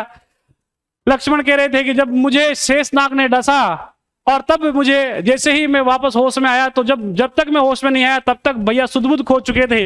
हनुमान जी कह रहे थे, लक्ष्मण जी ज्यादा इतराओ मत, संजीवनी जन्म बूटी मैं ही लेकर आया हूं। वो संजीवनी जन्म बूटी लाकर मैंने दी है, और राम जी ने मुझे कहा था इसलिए मैं लेकर आया था। और इन दोनों के अंदर बातें हो रही थी। तभी हनुमान जी ने कहा, देखो जनक नंदिनी बेटी है, इसके बाद चलते हैं और जाके पूछते हैं कि कौन प्रिय है भगवान राम का। जनक प्रिय या जनक नंदिनी के पास गए और जाकर पूछा कि मैया बताइए कौन प्रिय है हम दोनों में से राम का। अब माँ सीता बेटी बेटी सोच रही है, इधर हनुमान भी प्रिय, इधर ये भी प्रिय, लेकिन बात प्रिय की नहीं है, बात सर्वोच्चता की है कि कौन ज्यादा प्रिय है। प्रिय तो दोनों ही है, कौन ज्यादा प्रिय है। माता सीता ने कहा कि वेट करो, अभी सो रहे हैं, ये जैसे ही उठेंगे तुम दोनों इन्हीं से पूछ लेना, मुझसे क्यों पूछते हो। अब उत्सुकता बहुत ज्यादा हो रही है कि कब ये उठेंगे, और उनको उठाने की किसी में हिम्मत नहीं है कि कौन उनको उठावे। बोले सो रहे तो सोने दो, बॉस है, कौन छेड़े। अब बॉस को कौन छेड़े? कोई नहीं छेड़े। अब बॉस को कहे कि चलो सोते रहो, इनको थोड़ी देर सोने दो, और ये उठेंगे जब अपन से पूछेंगे। लेकिन उत्सुकता बहुत ज्यादा है, तो दोनों कैसा करें कि इनके पास ही बैठ जाते हैं। अपन वहां दूर जाके बैठेंगे, वहां से वापस आएंगे तो क्या पता कभी बीच में उठ जाए और बीच में झपकी लेके वापस थोड़ी देर जग के वापस सो जाए, अपने को पता ही नहीं चला। तो दोनों वहीं बैठ गए। हनुमान जी जो कि चरणों में बैठ गए, और इधर लक्ष्मण जी जो कि पास में ही राम के जो भुजा थी उसके पास बैठ गए, और माता के गोद जो माता की गोद में राम जी सो रहे थे। अब जैसे ही राम की आंख खुली, और राम आंख खुलते ही जैसे ऐसे करवट लेके सो रहे थे, तो करवट लेके सीधे उठ के बैठे हुए खड़े हुए, और खड़े हुए तो देखे कि चरणों में कौन बैठे? हनुमान। और कहा कि अरे हनुमान, और हनुमान को ऐसे करके गले मिला लिया। अरे कि हनुमान, तुझसे बड़ा भक्त तो इस संसार में मेरा कोई नहीं। अब राम जी जो तो सारी लीला जानते हैं, वो विश्व के या भगवान है, वो सब जानते हैं कि इन दोनों में पहले से है, और अगर ये मुझसे पूछेंगे तो मैं खुद दुविधा में हो जाऊंगा। और उन्होंने करवट जो बदली, करवट बदलते उठते ही हनुमान को गले लगा लिया। और वो जानते हैं कि हनुमान से बड़ा भक्त राम का कोई नहीं है। और वो इसीलिए जो भक्ति स्वरूप है दोस्तों, वो राम और हनुमान की जो भक्ति स्वरूप है वो दासीय भक्ति है, और सबसे बड़ा जो दास माना गया है वो राम का कौन है? हनुमान है। और तब जब राम जी ये कह चुके हैं तो लक्ष्मण के पास कुछ पूछने का औचित्य ही नहीं बचा। अब राम जी ने बिना देखे ही कह दिया, तो अब पता था कि अगर ये देख लेगा तो फिर मेरे बीच में द्वंद्व हो जाएगा, तो इसलिए राम जी ने बिना उधर मुंह करे ही हनुमान को गले मिला लिया। तो ये उसके बाद में इनका द्वंद्व समाप्त हो गया, और वो दुनिया जान चुकी है कि सबसे बड़े भक्त कौन है? हनुमान है। तो ये देखो दोस्तों, रामानंद, और रामानंद ने जिसकी भक्ति शुरू की है वो दासीय भक्ति शुरू की है। कौन सी भक्ति शुरू की है? दासीय भक्ति शुरू की है। तो इनके द्वारा जिस सिद्धांत का अनुपालन किया गया वो कौन सा है? विशिष्टाद्वैतवाद सिद्धांत। इनका जो जन्म है दोस्तों इलाहाबाद में, यूपी में हुआ, लेकिन नीचे गए, वहां गुरु बनाया रामानुज को, वापस आए और वापस आकर फिर भारत में अलग अलग स्थानों पर अपने 12 शिष्य बनाए, और वो 12 शिष्य इनके 12 स्तंभ कहलाते हैं। क्या कहलाते हैं? 12 स्तंभ। हम एक और राजस्थान में दादू दयाल को पढ़ेंगे, और दादू दयाल के 52 चेले हुए, वो 52 चेले उनके 52 खंबे या स्तंभ कहलाते हैं। तो दोस्तों ध्यान रखना, टोटल 152 है। कितने हैं? 152। उसमें से 100 जो कि अप्रिय है और 52 है कि जो कि 52 उनके चेले या स्तंभ कहलाते हैं। वो दादू दयाल में हम और पढ़ेंगे। तो देखो, तो लिखो इसके अंदर, अब कहां तक लिख लिया आपने? तो इसके अंदर लिखो, रामानंद जन्म इलाहाबाद यूपी में, विशिष्टाद्वैतवाद सिद्धांत का ही पालन किया। इन्होंने रामानुज के ही या गुरु के ही, इन्होंने गुरु के ही सिद्धांत विशिष्टाद्वैतवाद का पालन किया। एक बात ध्यान रखें, जब भी मैं समझाता रहूं आप अपनी कॉपी, अपना पेन अपना नीचे रख देवें, और उस समय आप पूरा ध्यान इधर समझने पे देवें। जब जब आप ऐसा करेंगे तब तब आपको वो चीज समझ में आएगी। और जिस समय मैं समझा रहा हूं उस समय आपका पेन चल रहा है, इसका मतलब आपका माइंड इस पेन पे है, इस पर कॉन्सेंट्रेट है। तो आप अपना पेन रख दो जिस समय मैं समझा रहा हूं कोई चीज को। तो दोस्तों ध्यान रखना, विशिष्टाद्वैतवाद का ही इन्होंने पालन किया। और विशिष्टाद्वैतवाद का मतलब क्या है? विशिष्ट है प्लस अद्वैत है, यानी आत्मा और परमात्मा क्या है? एक ही है, लेकिन वो जब उनका मिलन होगा तो वो विशिष्ट बन जाएगी। इस सिद्धांत का इन्होंने पालन किया। तो दोस्तों ध्यान रखना, अब आगे लिखो, ये अब इनमें 2 बातें आपको ध्यान रखनी है, 2 या 3 बातें हैं। दक्षिण भारत से उत्तर भारत की ओर भक्ति आंदोलन को लेकर आने वाला संत आपसे पूछा जाएगा तो कौन है? रामानंद। दूसरी बात, राम की दासीय भक्ति शुरू करने वाला भक्ति काल का आंदोलन या भक्ति काल का जो संत है वो रामानंद। तीसरी बात, अब तक जो साहित्य लिखा जा रहा था भक्ति पर या जो देवी देवताओं पर या उस समय के जो राम या कृष्ण के ऊपर, वो साहित्य अब तक संस्कृत में था। उस जनता को समझ में नहीं आती थी संस्कृत, और जब जनता को संस्कृत समझ नहीं आती तो इन्होंने कहा कि जनता कैसी भाषा समझती है, उस भाषा में जनता को हम भक्ति भाव समझाएंगे। और तब जनता को हिंदी के अंदर जो उनकी जनमानस की भाषा है, और उस भाषा में ऐसे अपने शिष्यों को उपदेश दिए कि ये जो तुम 12 मेरे चेले हो, वो तुम सभी ये काम करना कि जो जनता जिस समझ में, जिस भाव में समझे, उस भाव में राम का नाम उन्हें समझाना, उससे कृष्ण का भाव समझाना, उन्हें जो उनकी स्थानीय भाषा है उसमें समझाना। और अब तक संस्कृत की बजाय इन्होंने स्थानीय भाषाओं का प्रयोग किया, देशीय भाषाओं का उपयोग किया इस भक्ति भाव के लिए। तो 3 बातें ध्यान रखनी है, भक्ति काल को, भक्ति भाव को उत्तर भारत की ओर लाने का श्रेय। तो लिखो, रामानंद को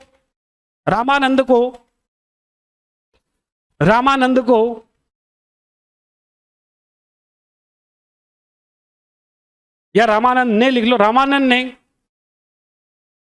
ने भक्ति आंदोलन को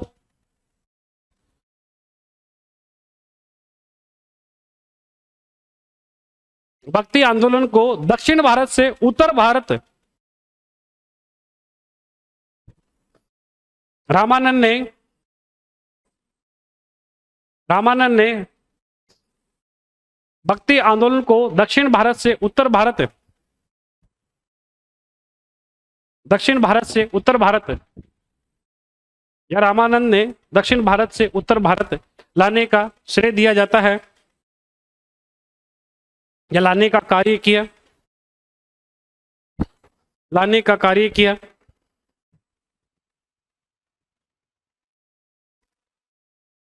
उधर भी गेट है क्या? वो गेट खोल दो एक बार, खुल सके तो खोल दो।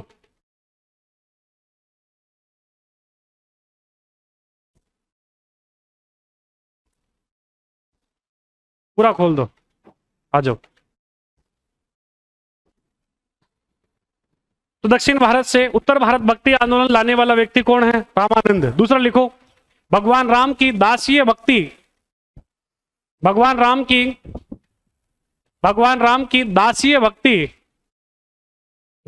की दासीय भक्ति पर बल दिया।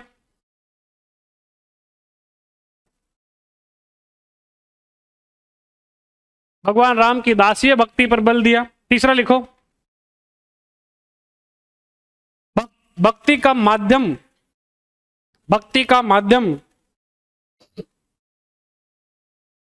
भक्ति का माध्यम स्थानीय भाषाओं को बनाया, भक्ति का माध्यम स्थानीय भाषाओं को बनाया, पूरे भारत में, चौथा पॉइंट लिखो, पूरे भारत में 12 प्रमुख शिष्य बनाए, पूरे भारत में 12 शिष्य बनाए,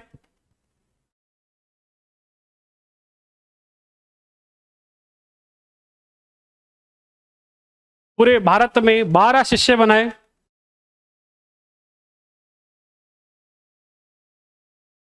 पूरे भारत में कितने शिष्य बनाए हैं? 12। तो लिखो 12 के नाम। ये 6 अलग लिखना, 6 अलग लिखना, तभी समझ में आएगा। आपने पूरे 12 एक साथ लिख दिए तो समझ में कभी नहीं आएगा, ना याद होगा। तो दोस्तों ध्यान रखना, ये 6 है जो प्रसिद्ध है, वो 6 है जो अप्रसिद्ध है, यानी वो ज्यादा प्रसिद्ध नहीं हुए। ये 6 है जो प्रसिद्ध हुए, धन्ना जी जाट, कबीरदास जी, रविदास जी, सदना जी, सेना जी, पीपा जी, तो ये प्रसिद्ध है 6।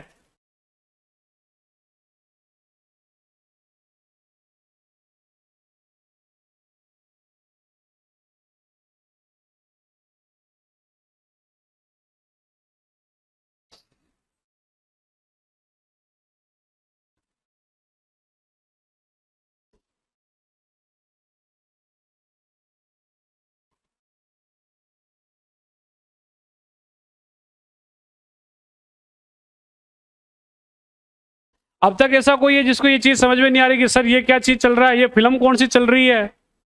अब तक मेरे ये समझ में ही नहीं आ रहा, आप क्या पढ़ा रहे हो? ऐसा तो कोई नहीं है कि जिसका सारा चीज ऊपर से जा रहा हो, चीजें समझ में तो आ रही है ना? ऐसा कोई है जिसके समझ में नहीं आ रही, वो अपना हाथ खड़ा करे, सर ये चीज समझ में नहीं आ रही है। जिसको जो चीज समझ में नहीं आ रही है वो कभी भी अपना हाथ खड़ा कर सकता है, क्लास में खड़ा होकर चीज पूछ सकता है। ये दोस्तों ध्यान रखना, कोई बात नहीं। तो दोस्तों ये ध्यान रखना, आपको कोई चीज समझ नहीं आ रही है, आप निसंदेह अपना हाथ खड़ा करेंगे, खड़े होकर आराम से सभ्य तरीके से पूछेंगे, है ना? तो बैठे बैठे इन मैनर्स के अगर आप ऐसा अगर किसी ने दिखाया तो वो ठीक नहीं होगा। आप खड़े होंगे, आप हाथ खड़ा करेंगे और आप अपना जो भी क्वेश्चन वो पूछेंगे, है ना? तो ये थोड़ा ध्यान रखें।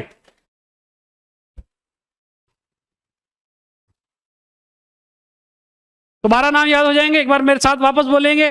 पीपा जी, सेना जी, सदना जी, रविदास या रेदास, कबीर, धन्ना जी जाट, अनंतानंद, भावानंद, सुखानंद, निर्हरयानंद, पद्मावती एंड सुरसुरी। तो ये कितने हो गए? इसमें थोड़ा नाम ऐसे आ रहा, थोड़ी कुछ ऐसे कुछ सुनाया आया, सुना कहीं जिंदगी में थोड़ी है? कौन सी मूवीज देखी आपने? 3 इडियट मूवी देखी कभी? और वैसा कुछ इसमें कोई सुना आया, कुछ सुनाई? सुरसुरी वहां सुना होगा, है ना? तो ये 12 शिष्य, कितने शिष्य हैं? 12। अब चलते हैं आगे, एक एक का पोस्टमार्टम करते हैं। पीपा जी, सेना जी, सदना जी, रविदास, रेदास, कबीर। अब देखो यहां आप राजस्थान में देखेंगे तो आपके 2 व्यक्ति इसमें से बड़े काम के हैं। अब ये पूरे भारत की बात कर रहा हूं मैं, ये जो 12 है ये पूरे भारत लेवल पे चलते हैं। जहां हम भारत के भक्ति काल के आंदोलन पढ़ाते हैं तो वो पूरे भारत के 12 है। लेकिन आपके राजस्थान बोर्ड की जो एग्जाम है वो 2 व्यक्तियों को टारगेट करेंगे, एक तो करेंगे पीपा जी को और दूसरे करेंगे धन्ना जी जाट को। इसके अलावा इनमें से किसी को टारगेट वो बहुत कम कोशिश रहेगी कि वो टारगेट करेंगे। सेना जी, पहले जो इनकी 4 की मैं बात कर लेता हूं। सेना जी जाति से नाई थे, क्या थे? जाति से नाई। और आज जो आप देखो कि जो भी नाई लोग या जो भी नाई जाति के कोई व्यक्ति है तो वो आज अपनी जाति के पीछे लगाते हैं सेन। वो किस मूल पुरुष के नाम पर अपनी जाति के पीछे सेन लगाते हैं? तो वो सेना जी के नाम पर। किसके नाम पर? सेना जी के नाम पर। तानसेन का नाम सुना? सर 5 रुपए की आती है? अरे मैं तानसेन वो बात नहीं कर रहा हूं जो अकबर के नवरत्नों में शामिल था, उसकी बात कर रहा हूं। आप वो पुड़की की बात कर रहे हैं, वो नहीं, है ना? तो तानसेन जो कि दोस्तों अकबर के नवरत्नों में शामिल था, और उसी तानसेन की एक पुत्री थी जिसका नाम था सरस्वती। क्या नाम था? सरस्वती। तानसेन के 3 पुत्र और एक पुत्री हुई। तो तानसेन के पुत्र का नाम तानतरंग खान। और आप देखेंगे इसके बाद में राजस्थान के अंदर एक परंपरा शुरू हुई। जब हम संगीत का क्षेत्र पढ़ते हैं और संगीत के अंदर भी हम 2 शैलियां पढ़ते हैं, एक गायन शैली, एक वादन शैली, और तीसरी चलती है नृत्य शैली। गायन शैली शास्त्रीय संगीत की बात कर रहा हूं, गायन शैली, वादन शैली। गायन का मतलब जो गाते हैं, वादन का मतलब जो दबा बजाते हैं, और जो नृत्य शैली जो नाचते हैं। तो वो तीन तरह से हम शास्त्रीय संगीत को पढ़ते हैं, और तीन में से एक आप पढ़ेंगे बीनकार। क्या पढ़ेंगे?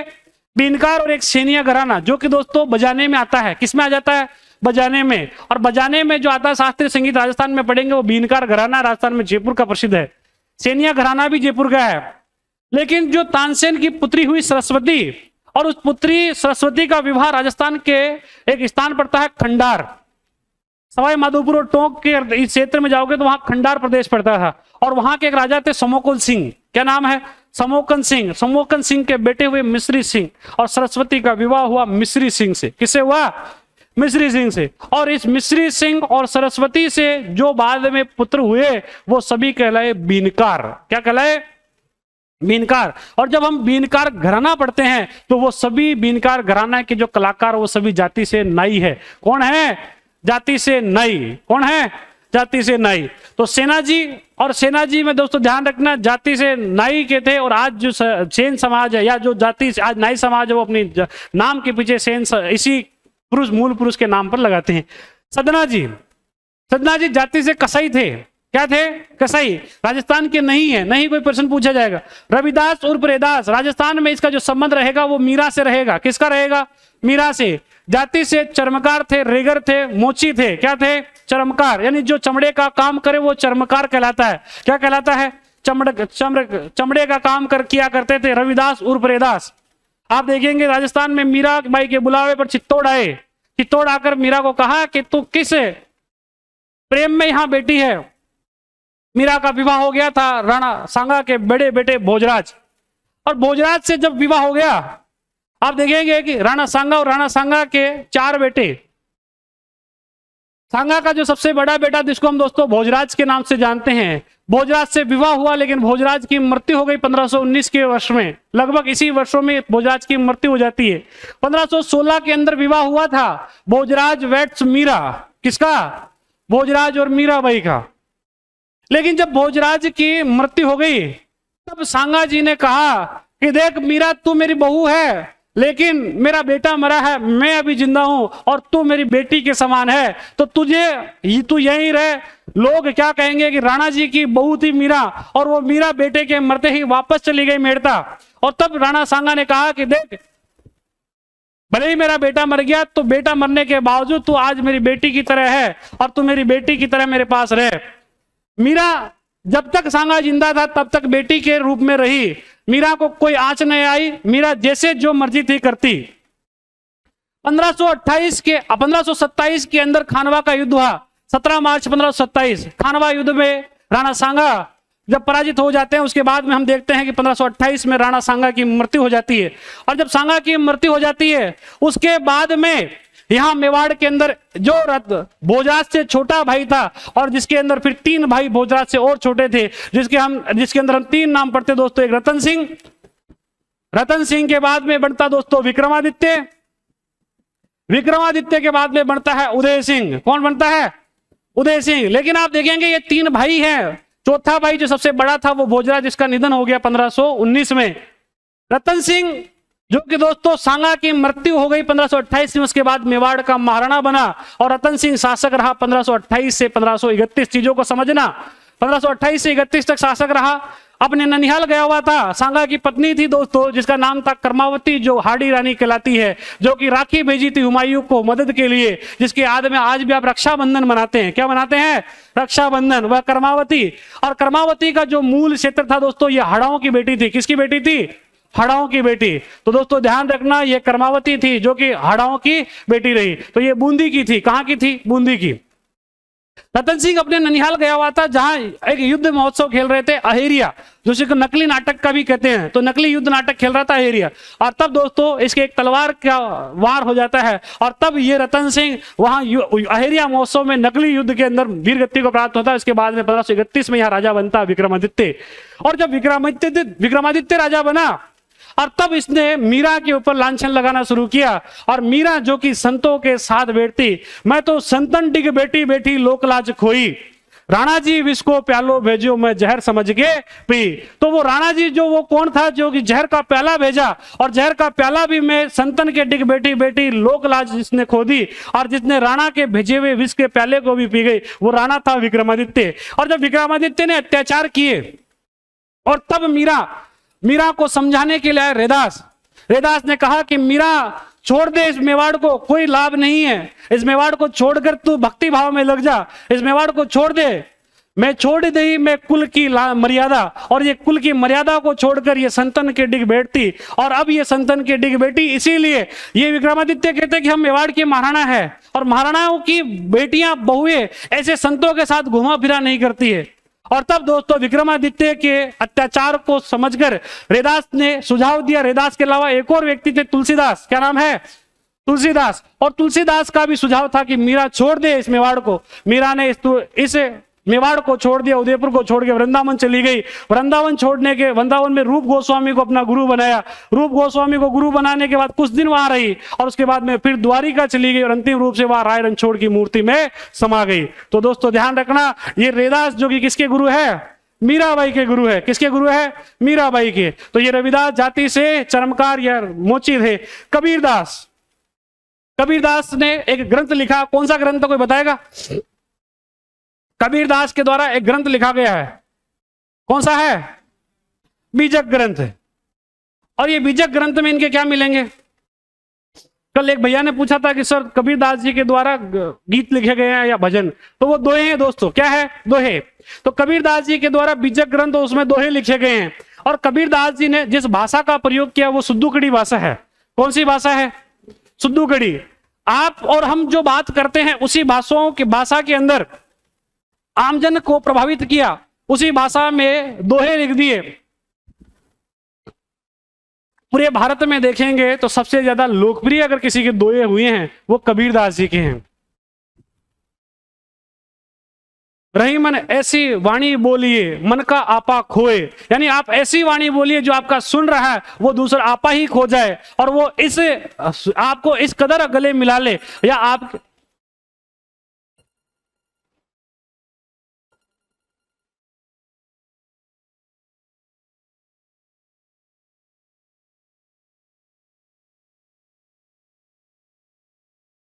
देखो आगे।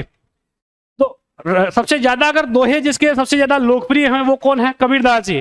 कबीरदास जी कहते हैं वाणी एक अनमोल है, आप जो वाणी बोल रहे हैं वो बड़ी अनमोल है। वाणी एक अनमोल है, जो कोई बोलना जानता है, यानी जो कोई बोले जानी, सोई ये तराजू तोली के तब मुख बाहर आनी, यानी पहले उसको हृदय की जो तराजू उसमें तोलिए, कि जैसे आपने किसी को कुछ बुरी बात कही और वो आप पे जुतम फेंक करने लग गया, तो एक बात वही है कि एक मोदी जी कहते हैं जनता तालियां पीटती है, एक बात वही है जो जनता तालियां पीटती है, और एक बात वही है जो हमारे अभी आधुनिक कुछ ऐसे आप देखेंगे, तो मुझे यहाँ नाम नहीं लेना चाहिए क्योंकि गवर्नमेंट सर्वेंट हो तो, है ना, तो ऐसे नाम मुझे यहाँ पर तो नहीं लेने चाहिए। तो देखो वो बात कभी अपन कहीं बाहर बैठे होंगे तो आपके साथ करेंगे। तो दोस्तों ध्यान रखना, तो रही मन ही ऐसा कहिए और कहते हैं। तो दोस्तों ध्यान रखना, कबीरदास जी के दोहे जो कि बड़े प्रभावित रहे, जनमानस को प्रभावित किया, स्थानीय भाषाओं के अंदर ये दोहे काम में आए। तो दोस्तों ध्यान रखना, कबीरदास जी ने कहा, और इसी कारण ये कबीरदास जी इनको एक हिंदी के एक महाकवि हुए हैं जिसको हम महावीर प्रसाद द्विवेदी के नाम से जानते हैं। महावीर प्रसाद द्विवेदी ने कहा कि अगर पूरे भारत में एकमात्र वाणी का डिटेक्टर हुआ है, और वो कौन है, तो भाषा और वाणी का डिटेक्टर कहा है किसको? कबीर को। तो महावीर प्रसाद द्विवेदी ने कबीरदास जी को भाषा और वाणी का डिटेक्टर कहा है। अब ये तो हो गई इन चार की प्रसिद्धों की बातें। अब हम बात करते हैं इन दो की। कौन कौन से की? पीपा जी और धन्ना जी जाट। अब हेडिंग लगाओ फटाफट, इन चारों की बात फटाफट कर लेते हैं, फिर दो की पढ़ेंगे, धन्ना जी और पीपा जी। ये प्रश्न पीपा जी का अभी पहले कंट्रोवर्सी के अंदर रहा। कर्मचारी चयन बोर्ड के बारे में आप देखना कि वो जो पीपा जी से एक प्रश्न पूछा गया, और पीपा जी की जो गुफा से संबंधित प्रश्न था, अगर आपने कर्मचारी चयन बोर्ड के अगर वो प्रश्न देखा होगा तो ये कंट्रोवर्सी के अंदर प्रश्न रहा था। कर्मचारी चयन बोर्ड ने ये माना कि पीपा जी की गुफा समदड़ी गांव में नहीं है, वो टोक के अंदर मालपुरा के अंदर है, वो इन्होंने ये मान लिया। और वास्तव में पीपा जी की गुफा कहाँ पर है? या समदड़ी गाँव में माना, और वास्तव में गुफा टोडा रायसिंह टोक में है। कहाँ पर है? तो वो प्रश्न विवादित रहा। उसके बाद में कर्मचारी चयन बोर्ड को उस प्रश्न को डिलीट करना पड़ा। तो मैं ऐसे प्रश्नों पर भी आपसे बीच बीच में चर्चा करता रहूंगा कि कौन सा विवादित रहा। आप मान के चलिए अभी एक आपने पेपर देखा होगा कंप्यूटर इंस्ट्रक्टर का, कंप्यूटर अनुदेशक आप उसको कह सकते हैं। कंप्यूटर अनुदेशक में आपने देखा होगा उसमें कम से कम कट ऑफ रखी गई थी, 40% जो नंबर लाएंगे वो पास होंगे। ये आपने देखा सबने। अब देखना उसके अंदर एक प्रश्न था, वो प्रश्न मैं आपके सामने ला के आ रहा हूं, देखना सुनना। प्रश्न था, कुवलय माला नामक एक ग्रंथ लिखा गया। आप वो पेपर भी उठा के देखना, मैं बात करूंगा तो फैक्ट के साथ करूंगा, कभी कोई इधर उधर की उठा के बात नहीं है। जो मैं बात कर रहा हूं आप पेपर उठा के देख लेना। कुवलय माला नामक ग्रंथ में मरु भाषा या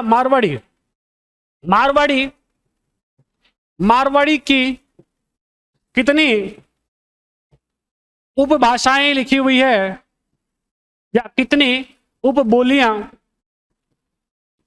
उपबोलियां लिखी हुई है।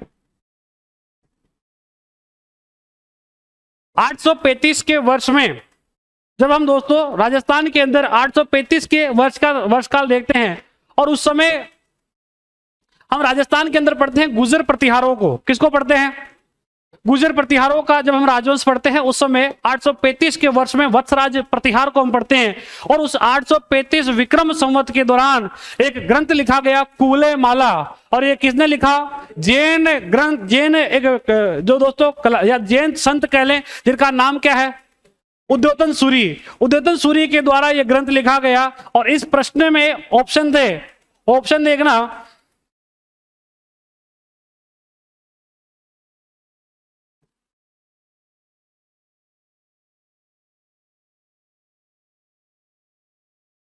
अब बताओ ऐसा कहीं उल्लेखित है क्या? इसमें से कौन सा सही आंसर होगा आपकी नजर में? कितने जने जिसको ये आता है वो अपना हाथ खड़ा करें। जिनको आता है वो खड़े हो जाए। भाई मुझे दिख नहीं रहे कि आप इतना ही हाथ खड़ा कर रहे हैं। और कई जने तो ऐसा कुचर के नीचे कर लिए, तो मुझे ऐसा लग रहा है कि वो हाथ तो खड़ा करना चाहते थे, लेकिन वो हाथ ऐसे करके कि सर को पता चल जाए तो हाथ धीरे धीरे नीचे कर लिए, है ना। तो आप अब थोड़ा खड़ा हो जाए, कुछ नहीं है, आप डरे मत, मैं आपका ही हूं। यही आप मुझे दोस्त समझ के, एक बड़ा भाई समझ के, या थोड़ा आप अपना टीचर समझ के, टीचर तो समझे ही नहीं, अब अपना दोस्त ही समझे कि हमारा दोस्त है, हमको पढ़ा रहा है, आप ये समझे, है ना। टीचर समझना ही नहीं। हाँ, खड़े होके बताइए। 18 और कोई? 18। अब ये प्रश्न वास्तव में बैठिए, ये प्रश्न वास्तव में अगर इसको सही से पूछ लिया जाता तो इस प्रश्न का आंसर 18 होना ही चाहिए था। इस प्रश्न के अंदर ही गलती है, इस प्रश्न को पूछा ही गलत है। यह प्रश्न क्या पूछा जाना चाहिए था वो अब मैं आपको बताता हूं। यह प्रश्न जो कि कर्मचारी चयन बोर्ड ने पूछा है और हमारा काम है जो कि आपको मैं बताऊं एग्जैक्ट। अब ये इस प्रश्न को कैसे पूछा जाना चाहिए था? क्वेश्चन होता, ऑप्शन भले ही यही रहते, कोई दिक्कत नहीं थी। क्वेश्चन आता कुवलय माला ग्रंथ में कितनी उपभाषाएं या कितनी उपबोलियां लिखी हुई है, उपबोलियां वर्णित है या लिखी हुई है? ये प्रश्न होना चाहिए था दोस्तों। आप ये देखेंगे कि इसमें जो पूछ लिया गया वो मारवाड़ी को पूछ लिया गया, और मारवाड़ी खुद एक उपबोली है।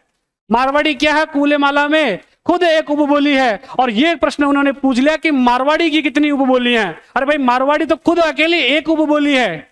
ये प्रश्न पूछा कैसे जाना चाहिए था? ये वाला। और ये कंप्यूटर इंस्ट्रक्टर के पेपर में कम से कम 1000 ऐसे विद्यार्थी होंगे जो कि इस प्रश्न के कारण आज सिलेक्शन होने से वंचित रह गए। अगर उनके 40, मैंने कई ऐसे विद्यार्थी देखे हैं जिनके 39 नंबर थे, और अगर ये प्रश्न अगर बोर्ड सही से पूछता तो उन बच्चों का सिलेक्शन होता, वो 1000 बच्चे सिलेक्शन लेके जाते। और एक इस प्रश्न की वजह से 1000 बच्चे जिनके 39, 39, क्योंकि ये जो नंबर थे वो बच्चे रह गए। अगर क्योंकि उन बच्चों से भी मेरी बात हुई कि सर हमारे वो प्रश्न सही है, और अगर बोर्ड ये मान लेता है, नरेंद्र सर ने कहा कि सर इस पर रीड लगाते हैं, मैंने रीड लगाए, मैं बोर्ड का ही प्रश्न गलत है, ये इस पर रीड लगाई जानी चाहिए। हमने कर्मचारी चयन बोर्ड को वो आरटीआई लगा के भेजा, कर्मचारी चयन बोर्ड ने अब तक इसका उत्तर नहीं दिया। अब तक हम इंतजार कर रहे हैं कि कर्मचारी चयन बोर्ड हमको कुछ का उत्तर देवे, लेकिन अब तक कोई अता न पता। उसमें लिखा गया क्वेश्चन वाचक, जो एक उन्होंने लिफाफा भेजा उसमें लिख के भेजा, मैं आपको व्हाट्सएप कभी आप जुड़ेंगे बताऊंगा, उसमें लिख के भेजा कि प्रश्नवाचक जानकारी का उत्तर देना पर्याप्त नहीं है। अरे भाई तुम आरटीआई किस आधार पर पूछ रहे हो, तुम उत्तर तो दो। बच्चा जिसके सिलेक्शन, 1000 बच्चे ऐसे हैं जिनका सिलेक्शन रुक गया, इस एक आपकी गलती से। बच्चों की गलती नहीं है, बच्चे जिन्होंने पढ़ा कि कूलेमाला नामक ग्रंथ में 18, उन्होंने डाटा तो बेचारे बच्चों ने पढ़ा कहीं ना कहीं कि 18 उपभाषाओं का वर्णन है, लेकिन उन्होंने कभी ये बच्चे कभी जिसमें इनकी गलतियां हुई और उन बच्चों का जरा का भविष्य अंधकार में चला गया। 18 उपभाषाएं मारवाड़ी की नहीं, उनकी कूलेमाला में जो टोटल वर्णित है वो 18, उसमें से मारवाड़ी खुद एक उपभाषा है या एक उपबोली के रूप में वर्णित है। और ऐसे प्रश्न पूछे जाते हैं। गलती किसकी? गलती बोर्ड की। भुगत कौन रहे हैं? बच्चे जिनके 39 नंबर। एक तो पेपर ही ऐसा लेवल का जो आईआईटी के बच्चे सोल्व कर रहे हैं वैसा पेपर, और उस पेपर में भी बच्चे अपना 100% दे रहे हैं। उस पेपर में भी बच्चों ने अपना 100% दिया और उसके बावजूद ये प्रश्न को डिलीट किया गया कि भाई हमसे गलती हो गई इसलिए हमने डिलीट कर दिया। अब जिस प्रश्न को अगर बोर्ड ने डिलीट कर दिया तो उस प्रश्न पे रीट लगाई नहीं जा सकती, उसके आधार पर आप बोर्ड कोर्ट में जा ही नहीं सकते हो जिसको बोर्ड ने डिलीट कर दिया हो। एक तो आप दूसरा रखते हो कि इधर हमारे 40% नंबर लाओ तो हम सिलेक्शन देंगे, और दूसरा तुम कृष्ण को डिलीट कर देते हो, सही जिसको आपको सही बनाना चाहिए था वो सही आपसे बना नहीं, और उसको फिर बाद में आपने अपनी गलती छुपाने के कारण उसको डिलीट कर दिया। और बच्चे कई ऐसे हैं, 1000 बच्चे मैं आपको गिना सकता हूं। राजस्थान के अंदर आप टेलीग्राम निकाल के देखना, 1000 बच्चे हैं जो कि कंप्यूटर इंस्ट्रक्टर के लिए आज भी वो प्रयास कर रहे हैं, वो हाईकोर्ट के तक गए हुए हैं। आज भी हाईकोर्ट के अंदर रीट लगी हुई है कि हमारे को सिलेक्शन दिलाओ, और हमारी गलती नहीं है, ये प्रश्न हमारा सही था, ये एक बोर्ड की गलती है। और उसमें न्यूनतम वाला, क्योंकि हम तो सिलेक्शन आपको जो जितने का लेना है उतना का तो लो, आपने जो भर्ती निकाली वो उतनी ही, आप बच्चे को सिलेक्शन नहीं लिए, उसमें से 1700 पद खाली रह गए, वो पद खाली है उसको तो भरो भाई, तो उनकी गलती थी है। तो ऐसे ध्यान रखना। आगे लिखो इसके अंदर फटाफट, सेना जी, सदना जी, रविदास, कबीर, ये 4 नाम। इसमें सबसे पहले लिखो सेना जी, एक एक के बारे में चर्चा करेंगे। पहला लिख लो, आप किसी भी क्रम कोई भी रह सकता है, अब कोई दिक्कत नहीं, आपने 12 नाम लिख लिए, अब इनका क्रम कुछ भी रह सकता है। पहले 1 नंबर आप सेना जी को लगा लो, 1 नंबर लिखाओ सेना जी। ये जाति से नाई थे, ये जाति से नाई थे, ये जाति से नाई थे। आज नाई जाति के लोग इन्हीं के नाम पर, या आज नाई जाति के लोग अपने नाम के पीछे सेन लगाते हैं तो इन्हीं के नाम पर लगाते हैं। भाई इनका नाम सेना जी था तो वो आज सब क्या कहलाते हैं? सेन।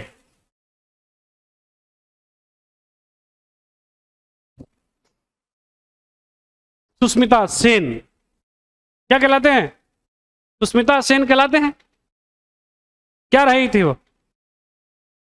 ब्यूटी क्वीन रही है? आप देखो सुस्मिता सेन जाति से क्या है? नहीं है, लेकिन किसके नाम के कारण? सेना जी मूल पुरुष है, सेना जी नाई जाति के, और इसी कारण आज देखो कि ये अपनी जाति के नाम पर, आज ये लोग अपने जाति के नाम पर क्या लगा रहे हैं? सेन। गौरवान्वित होता है कि भाई कोई मूल पुरुष हुआ जो रामानंद से जुड़ा, जो कि भक्ति काल को उत्तर भारत में लाया, जिसने राम नाम का प्रसार किया, तो इनका नाम का प्रसार क्यों नहीं होगा? जो राम का नाम का प्रसार करे उनका नाम का भी प्रसार होगा। तो देखो आगे दूसरा इसके अंदर लिखो 2 नंबर लगा के, सदना जी, सदना जी। परमात्मा आप देखेंगे तो एक ही है। आप कोई उसको मोहम्मद के रूप में पूज रहे हैं, कोई उसको राम के रूप में पूज रहे हैं। आप राजस्थान के अंदर एक संत पढ़ेंगे, संत दरियाव जी। दरियाव जी राम शब्द के 2 अर्थ बताते हैं। वो कहते हैं दरियाव जी कि राम में, इस राम में एक रा का मतलब राम है और दूसरे मैं का मतलब मोहम्मद है।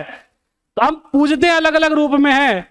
मुस्लिम भाई उसको अपने रूप में पूछते, उसको मोहम्मद के रूप में पूछते, हम हमारे राम के नाम से पूछते हैं। परमात्मा एक है, हम उसके अलग अलग रूप कहते हैं। हम कहते हैं श्याम तेरे अनेक नाम, और शाम को भी हम अलग अलग नाम से पूछते हैं। तो परमात्मा भी एक है, आप उन्हें किसी भी रूप में पूछ सकते हैं। वो आपकी श्रद्धा है कि आप उन्हें किस नाम से पूछते हैं। लिखो आगे, सदना जी जाति से कसाई थे, सदना जी जाति से कसाई थे, सदना जी जाति से कसाई थे।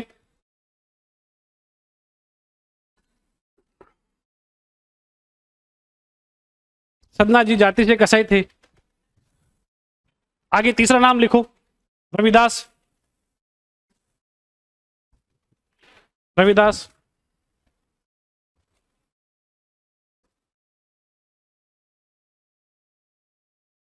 लिखो जाति से चर्मकार या मोची। जाति से चर्मकार, चर्मकार का मतलब चमड़े का काम करने वाला। जाति से चर्मकार या मोची थे। जाति से चर्मकार, जाति से चर्मकार। रैदास, रैदास के नाम पर आज दोस्तों ये जाति से एक रेगर समुदाय भी बना। तो ये दोस्तों चर्मकार कह लो, मोची समाज कह लो, तो जो चमड़े का काम करे उसको हम कहते हैं मोची। आप एक बहुत बड़ी ब्रांड बन चुका मोची जूते वाला, देखो आप बहुत बड़ा ब्रांड है, इंटरनेशनल ब्रांड है, करोड़ों छाप रहे हैं। मोची के नाम से ही कितना बड़ा ब्रांड बना हुआ है। तो देखो चर्मकार, ये जाति से चर्मकार या मोची थे। मीराबाई के बुलावे पर, मीराबाई के बुलावे पर,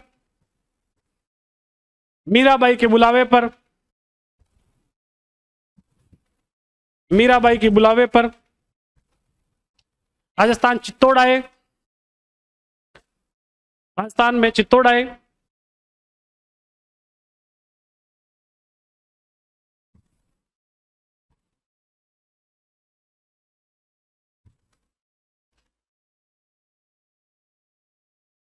तुलसीदास जी तथा रैदास के कहने पर,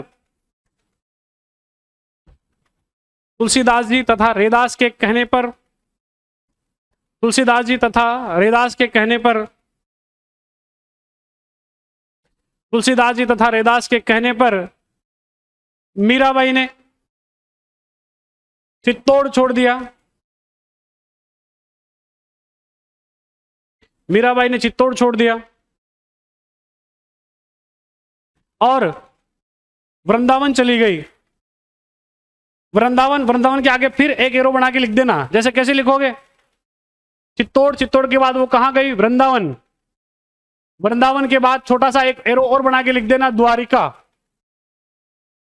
द्वारिका, वैसे शुद्ध शब्द होता है द्वारका, है ना, द्वारिका नहीं होता है। हिंदी में शुद्ध शब्द आप देखेंगे, एक आप हिंदी पढ़ते हैं जब एक शब्द पढ़ते हैं भागीरथ, भागीरथ कोई शुद्ध शब्द नहीं है। हमारे अजमेर जिले के सांसद साहब है भागीरथ चौधरी, और नाम देखेंगे तो शुद्ध जो हिंदी में होता है वो होता है भगीरथ। क्या होता है? भगीरथ। अब हिंदी में पदक्रम संबंधी अशुद्धियां पढ़ते हैं।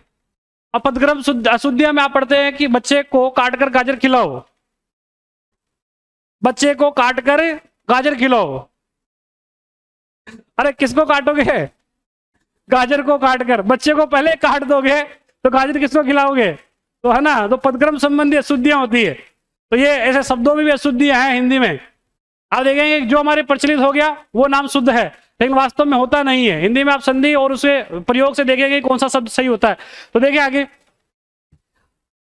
तो मीराबाई कहां चली गई थी लास्ट में? द्वारका। द्वारका चली गई। अब लिखो चौथा नाम, बीजक या सॉरी कबीरदास। कबीरदास जी, कबीरदास जी ने जो कार्य किया वो दुनिया का कार्य किया था, दुनिया या जुलाहे का कार्य किया। तो दोस्तों ध्यान रखना, लिखो कबीरदास, इन्होंने कबीरदास ने आजीवन दुनिया या जुलाहे का काम, दुनिया या जुलाहे का काम किया। दुनिया या जुलाहे का काम किया। सर दुनिया क्या होता है, कोई बताएगा? ढूंढ आया, ढूंढ किसी के? ढूंढ का नाम जानते हो? ढूंढ क्या होता है? होड़ी के ऊपर होता है ढूंढ। कौन लेकर आती है ढूंढ? या तो बुआ लेके आएगी या बहनें लेकर आएगी, दो ही पक्ष लाते हैं, बुआ पक्ष और बहन पक्ष। और जब ढूंढ लाते हैं तो उस समय मक्की के लाते हैं पॉपकॉर्न। क्या लेते हैं? लेकर आते हैं पॉपकॉर्न। वो पॉपकॉर्न जो सेकता है वो कहलाता है दुनिया। क्या कहलाता है? दुनिया। और जो रजाई गद्दे सिलने का काम करता है वो कहलाता है जुलाहा। क्या कहलाता है? जुलाहा। जो ऊन का काम करे, जो गद्दों का काम करे बनाने का, वो जुलाहा। तो इन्होंने दो काम किए, शुरुआत में इन्होंने दुनिया का काम किया और उसके बाद में जुलाहा के काम किए। तो आजीवन ये इस काम में रहे। आगे इसमें लिखो कबीरदास जी द्वारा शुद्धुकड़ी भाषा, कबीरदास जी द्वारा शुद्धुकड़ी भाषा,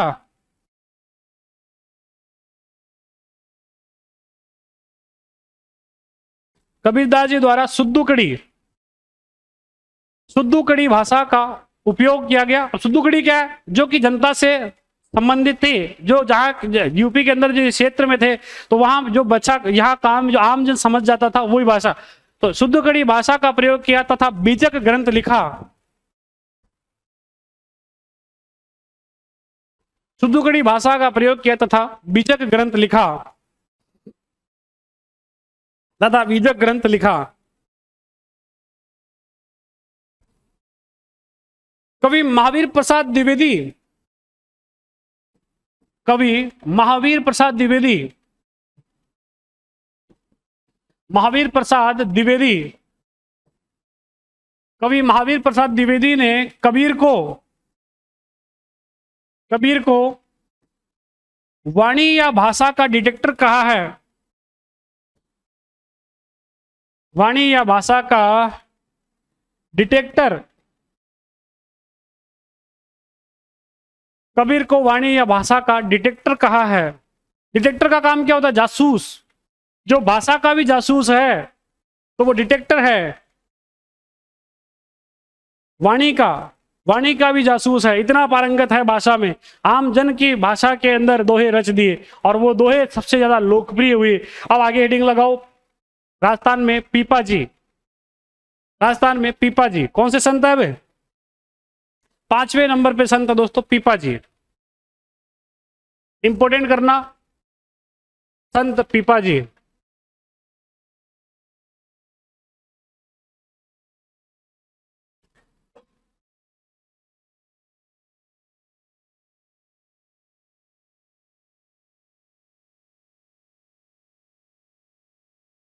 हम आज के समय के अंदर हम एक बात पढ़ते हैं,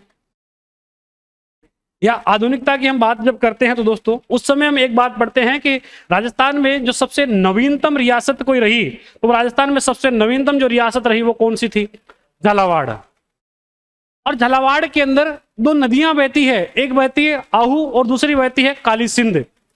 और आहू एक साइड से आई आहू और एक साइड से आई काली सिंध, और उस काली सिंध और आहू नदी के संगम पर एक दुर्ग बना हुआ जिसको हम कहते हैं जलदुर्ग। नदियों के संगम पर दुर्ग बना हुआ उसको हम कहते हैं जलदुर्ग। और वो जलदुर्ग कौन सा है? गागरोन दुर्ग। राजस्थान में ये जो दोस्तों यहाँ पर झालावाड़ जिला है, जो कि पूर्वी राजस्थान का सबसे दक्षिण में जो जिला है या दक्षिण पूर्वी जो जिला है, ये दोस्तों झालावाड़। और झालावाड़ के अंदर एक स्थान पड़ता है गागरोन। कौन सा स्थान पड़ता है? गागरोन। गागरोन के राजा रहे संत पीपा जी, गागरोन के राजा थे। और गागरोन के अंदर ये राजा थे, इनका जो मूल नाम है, संत पीपा का नाम दोस्तों मूल नाम प्रताप सिंह खींची था। क्या नाम था? प्रताप सिंह खींची। और ये प्रताप सिंह खींची राजा थे कहां के? गागरोन की। प्रताप सिंह खींची एक बार रामानंद से मिले। रामानंद ने कहा, राजन इस राजपाट में कुछ नहीं रखा है, आप भक्ति भाव कीजिए, आपके पास सामर्थ्य है, आपके पास धन है, इस धन को राम नाम में लगाइए। और तब रामानंद के कहने पर यह प्रताप सिंह खींची ने अपना राजपाट छोड़ दिया और ये साधु सन्यासी बन गए। लेकिन आप ये और देखें, अपना राजपाट तो छोड़ा, इसी के अलावा इन्हीं के कहने पर राजस्थान में एकमात्र बार आए कबीर और रामानंद। तो कबीर और रामानंद राजस्थान में एक बार आए, और वो एकमात्र बार कहां पर आए दोस्तों? गागरोन झालावाड़। कहां पर आए? गागरोन झालावाड़। इसके अलावा कबीरदास जी और रामानंद जी का राजस्थान में एंटर नहीं है, वो यहाँ राजस्थान में आए ऐसी कोई घटना हमें नहीं मिलती है। हम एकमात्र जब हम इस व्यक्ति को पढ़ते हैं संत पीपा जी को, तब हमें पता चलता है कि इन्हीं के बुलावे पर दो व्यक्ति आए। एक कौन आया? कबीरदास जी, और उनके साथ कबीर का भी गुरु कौन है? रामानंद। और रामानंद और कबीर दोनों राजस्थान में गागरोन आए। कहां आए? गागरोन। वास्तव में देखो दोस्तों, प्रताप सिंह खींची, आप में से कोई ऐसा है जो कि दोस्तों दर्जी समाज का है? दर्जी समाज का, दर्जी समाज की या जो कपड़े का टेलर होता है उसकी सबसे बड़ी खासियत है कि आप देखेंगे अगर 3 मीटर का कपड़ा चाहिए तो वो अगले को कहता है 3.5 मीटर कपड़ा लाना। कितना लाना? 3.5 मीटर। अरे भाई, जब pant 3 metre, pant shirt 3 metre कपड़े में बन जाएगी, तुम 3.5 मीटर क्यों मंगा रहे हो? वो बोलता है, भैया आप होशियार हो क्या? जब 3.5 जब लाओगे तो उसमें से आधा मीटर तो किस में चला जाएगा? कतरन में चला जाएगा। हम जब कपड़े को काटेंगे तो आधा मीटर तो कतरन में चला जाएगा, और एग्जैक्ट नाप से फिर हम बनाएंगे 3 मीटर में पैंट शर्ट। और जब वो आधा मीटर कतरन में चला जाएगा तो उसका आधा मीटर को हम कहाँ डालेंगे? पीपे में। किस में डालेंगे? पीपे में। और पीपे में डालने के कारण आप ध्यान रखना, ये संत कौन से हैं? पीपा जी किस समुदाय के या किस समाज के आराध्य देव है? तो दोस्तों ध्यान रखना, दर्जी समाज के आराध्य देव है। किस समाज के आराध्य देव है? दर्जी समाज के। इनका राजस्थान में 3 अलग अलग केंद्र के इनके स्थान रहे। संत पीपा जी का मूल स्थान गागरोन, गागरोन के बाद ये दोस्तों यहां से बढ़े और यहां से दोस्तों ये पश्चिमी राजस्थान के अंदर एक स्थान पड़ता है बाड़मेर, और बाड़मेर में एक स्थान पड़ता है दोस्तों समदड़ी गांव। कौन सा गांव? समदड़ी गांव। और समदड़ी गांव के अंदर कुछ समय रहे। समदड़ी गांव में आज इनका प्रसिद्ध केंद्र बना हुआ है। समदड़ी के बाद दोस्तों ये वापस यहां से निकले और यहां से निकलते हुए दोस्तों आगे बढ़े और आगे यहां राजस्थान के अंदर टोंक जिला पड़ता है, जयपुर से ठीक नीचे की तरफ यहां टोंक, और टोंक के अंदर यहां स्थान पड़ता है टोडा रायसिंह। कौन सा स्थान पड़ता है? टोडा रायसिंह। और टोडा रायसिंह को इन्होंने अपना केंद्र बनाया और यही दोस्तों इनकी गुफा है। तो टोडा रायसिंह जी की या टोडा पीपा जी की गुफा कहां दोस्तों? टोंक के अंदर टोडा रायसिंह। यहां से आगे जाओगे तो आपको बिशलपुर बांध मिलेगा। क्या मिलेगा? बिशलपुर बांध। तो टोडा रायसिंह में इनका अंतिम क्षेत्र या अंतिम इनका जीवन बीता। उसके बाद में कहते हैं कि ये इस गुफा में रहे, लेकिन मृत्यु से पूर्व इस गुफा को इन्होंने छोड़ दिया था। तो अंतिम जीवन इनका कहां बीता? ज्यादातर समय इनका टोडा रायसिंह टोंक में इनका बीता। तो ये टोडा रायसिंह टोंक में इनकी क्या बनी हुई है? गुफा। और ये प्रश्न कंट्रोवर्सी का रहा कर्मचारी चयन बोर्ड के अंदर, कई बार ये इसके ऊपर आपत्तियां लगी, उसके बाद में इस प्रश्न को डिलीट किया गया। कर्मचारी चयन बोर्ड ने यह माना कि ये इनकी जो गुफा वो कहां है? समदड़ी गांव में। लेकिन ये सर्वविदित है कि इनकी गुफा कहां पर है? टोडा रायसिंह टोंक में। और बाद में कर्मचारी चयन बोर्ड ने उस प्रश्न को डिलीट कर दिया। तो ये दोस्तों ध्यान रखना, संत पीपा जी राजस्थान में दर्जी समाज के आराध्य देव है। किस समाज के? दर्जी समाज के। कबीर दास जी और रामानंद इसी के बुलाव पे आए। मूल रूप से ये प्रताप सिंह खींची थे, जो कि कहाँ के राजा थे? गागरोन के राजा थे। रामानंद के कहने पर इन्होंने अपने जो राजपाट था वो छोड़ दिया और ये सन्यासी बन गए। और इसी के अलावा आप देखेंगे तो दोस्तों यहाँ पर इनका जो किला है दोस्तों, वहां 2 नदियां बहती है और वो कौन सी है? आहू और काली सिंह। तो लिखो संत पीपा जी, संत पीपा जी।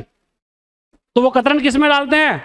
पीपे में। और कौन डालते हैं? दर्जी। तो किस समाज के लोक देवता है? दर्जी समाज के लोक देवता भी है संत पीपा जी। एक आप और नाम पढ़ते हैं नामदेव, और नामदेव का संबंध कहां से है?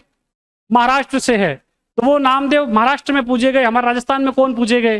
संत पीपा जी। तो लिखो ये मूलतः है गागरोन झालावाड़,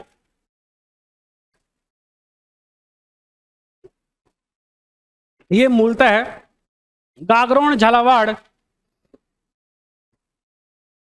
ऐसा कौन है जो अभी हाल फिलहाल तैयारी शुरू की है? कभी जीवन में कभी ऐसी चीज देखी नहीं है कि सर ये कंपटीशन क्या होती है, ना मैंने आज तक कुछ और चीज पढ़ी है।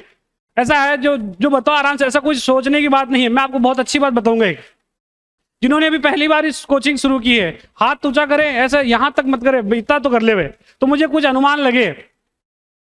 जिन्होंने अभी तक कोई पेपर नहीं दिया हो, ऐसे भी हाथ खड़ा कर ले जिन्होंने आज तक चलो थोड़ा बहुत पढ़ा हो लेकिन पेपर आज तक कोई भी नहीं दिए हो। आप लोग ठीक है, आप 15-20 जने ऐसे हैं जिन्होंने कभी कोई पेपर नहीं दिया, मैं ये मानता हूं। 15-20 तो हो, तो इतने संख्या में आप हो तो आप सब लोग या आप जो पुराने हैं वो भी एक काम करेंगे आज से। आप जब भी आप जैसे मान लो कि आपने पढ़ाई शुरू की है, और पढ़ाई शुरू करने के दिनों में, क्योंकि आपका नया समय है, ये मैं एक बहुत बड़ी बात बता रहा हूं, जब भी आप पढ़ाई शुरू करें उससे पहले आप इंडिया के, राजस्थान के मैप बनना शुरू करें। आप कम से कम राजनीतिक मैप जिसमें आपको जिले पता चले जाए, जैसे आपको ये पता चल जाए कि झालावाड़ यहाँ है, आपको ये पता चल जाए कि बाड़मेर यहाँ है, आपको ये पता चल जाए कि टोंक यहाँ है, तो आपको जब तक ये मैप समझ में नहीं आएगा तब तक आपके चीज ये दिमाग में, जैसे मैं पीपा जी बताऊंगा, आपकी चीज समझ में नहीं आएगी। एक बार आपको ये मैप भरना आ गया कि भाई ये जजमेर यहाँ पर है, जिसको अपन हार्ट ऑफ राजस्थान कहते हैं, ये इधर जैसलमेर यहाँ पर है, इधर गंगानगर हनुमानगढ़ यहाँ पर है, इसके नीचे चूरू यहाँ है। आप जब तक इस मैप को नहीं सीखेंगे तब तक ये चीजें आपको न पॉलिटी समझ में आएगी, न हिस्ट्री समझ में आएगी, न आपको ज्योग्राफी समझ में आएगी। कारण क्या है? हिस्ट्री में जब भी मैं बात करूंगा तो स्थानों की बात करूंगा, कल्चर में जब भी मैं बात करूंगा स्थानों की बात करूंगा। मैं ऐसा कोई चैप्टर है जिसमें कोई कहीं ना कहीं स्थान का काम में कहीं ना कहीं आएगा। मैं सहायक संधियां पढ़ूंगा, आपको कहूंगा कोटा की संधि तब हुई, 1857वीं क्रांति पढ़ूंगा तब भी ये कहूंगा ये क्रांति इस समय हुई, सहायक संधि यहां पर हुई। तब मैं जब ये बताऊंगा तो आपको चीजें माइंड में इंटरलिंक करनी चाहिए कि यार ये स्थान जो सर बता रहे हैं वो यहां पर है, और वो आपके एक माइंड के अंदर मैप बन जाना चाहिए। जैसे ही मैं नाम लेता हूं अजमेर का, आपके माइंड में आना चाहिए कि यार अजमेर का ये ट्रायंगल शेप का लगभग ये यहां पर है अजमेर, अजमेर जैसे हार्ट ऑफ राजस्थान अपन कहते हैं। तो एक काम आप अपनी ईमानदारी से करें, 10-20 आप मैप लिया हुए खाली जो कि राजनीतिक हो, और उसको 1-2 बार 3 बार तो आप देख के भरे, चौथी बार में कोशिश करें कि उसको हम बिना देखे भरेंगे। आप कम से कम 20 नक्शे ऐसे भरेंगे जो कि राजस्थान के हो, राजनीतिक के और राजस्थान के अलावा भारत के हो, जिसमें आपको ये जिले, ये जो राज्य है वो समझ में आ जाए।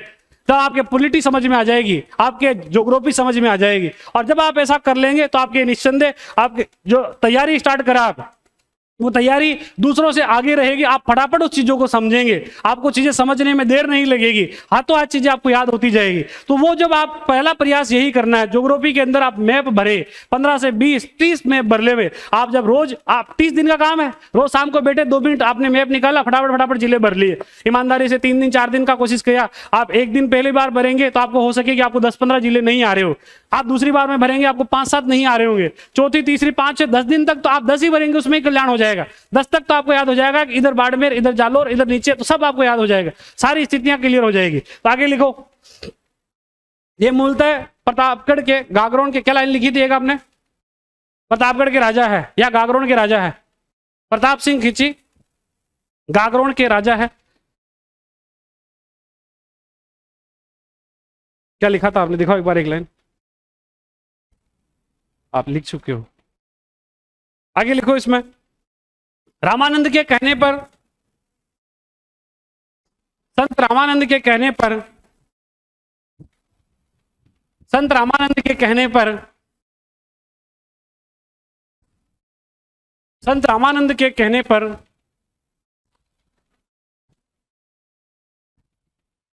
राजपाट छोड़कर सन्यासी बन गए। संत रामानंद के कहने पर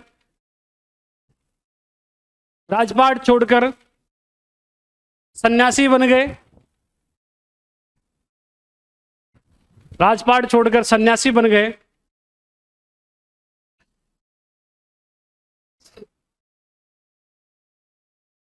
आगे लिखो इसमें, तथा रामानंद को ही गुरु बना लिया, रामानंद को ही गुरु बनाया,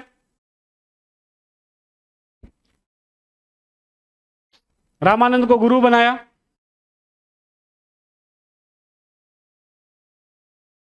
राजस्थान में दर्जी समाज के लोग इन्हें अपना आराध्य देव मानते हैं। आगे लोक देवता पढ़ाऊंगा तब 2 शब्दों की महत्ता समझाऊंगा। एक होता है आराध्य देव, एक होता है कुल देव, कुल देवता, और एक होता है देवता। इन तीनों में फर्क है, आगे समझाऊंगा। अभी लोक देवता टॉपिक आएगा, अभी तो लिख लो आराध्य देवता समझते हैं। राजस्थान में दर्जी समुदाय के लोग इन्हें अपना आराध्य देवता समझते हैं। घड़ी को कितने जने देख रहे हैं, घड़ी को कितने जने देख रहे हैं, अब तक कितने जनों ने देख चुके हैं कि सर घड़ी सामने लगी है, नजर तो जाएगी, है ना सर, टाइम हो गया है, छोड़ दो, हम 9 बजे के आए हुए हैं। नीचे वाले को पूछो, कभी कभी शाम को 4 बजे जाते हैं, सुबह आते हैं 8 बजे, शाम को जाते हैं 4 बजे। आप 9 बजे आए हो, 1 बजे कोई ये सोच रहा है कि सर घड़ी में 1 बज चुकी, हमें छोड़ दे, इतना जल्दी कैसे जाओगे। तो लिखो आगे, अभी थोड़ा इसको पूरा कर लेते हैं, हो गया आगे। देखो आगे, तो दर्जी समाज के लोग इन्हें अपना आराध्य देव मानते हैं। और लिखो आगे, इनके राजस्थान में, हाँ 2 ही लाइन लिखनी है, 2 ही लाइन लिखो बस फटाफट। इनके राजस्थान में मूल केंद्र, या इनके राजस्थान में मंदिर लिख लो। इनके राजस्थान में कहाँ कहाँ आपको मंदिर या स्थान मिलेंगे, ओब्लिक लगा के लिख लो, मंदिर या स्थान इनके कहाँ कहाँ है। तो एक तो लिखो गागरोन के अंदर इनका आज भी मंदिर बना हुआ है, इनके केंद्र बने हुए हैं आज भी। आप जाओगे समदड़ी गांव बाड़मेर में, समदड़ी गांव नंबर 2 लगा के लिखो, एक तो लगा के लिख लो गागरोन, दूसरा नंबर लगा के लिखो समदड़ी बाड़मेर, समदड़ी गांव बाड़मेर, समदड़ी गांव बाड़मेर। और तीसरा लिखो टोडा रायसिंग टोंक, टोडा रायसिंग टोंक। यहां आगे डैश लगा के लिख देना गुफा, टोडा रायसिंग टोंक।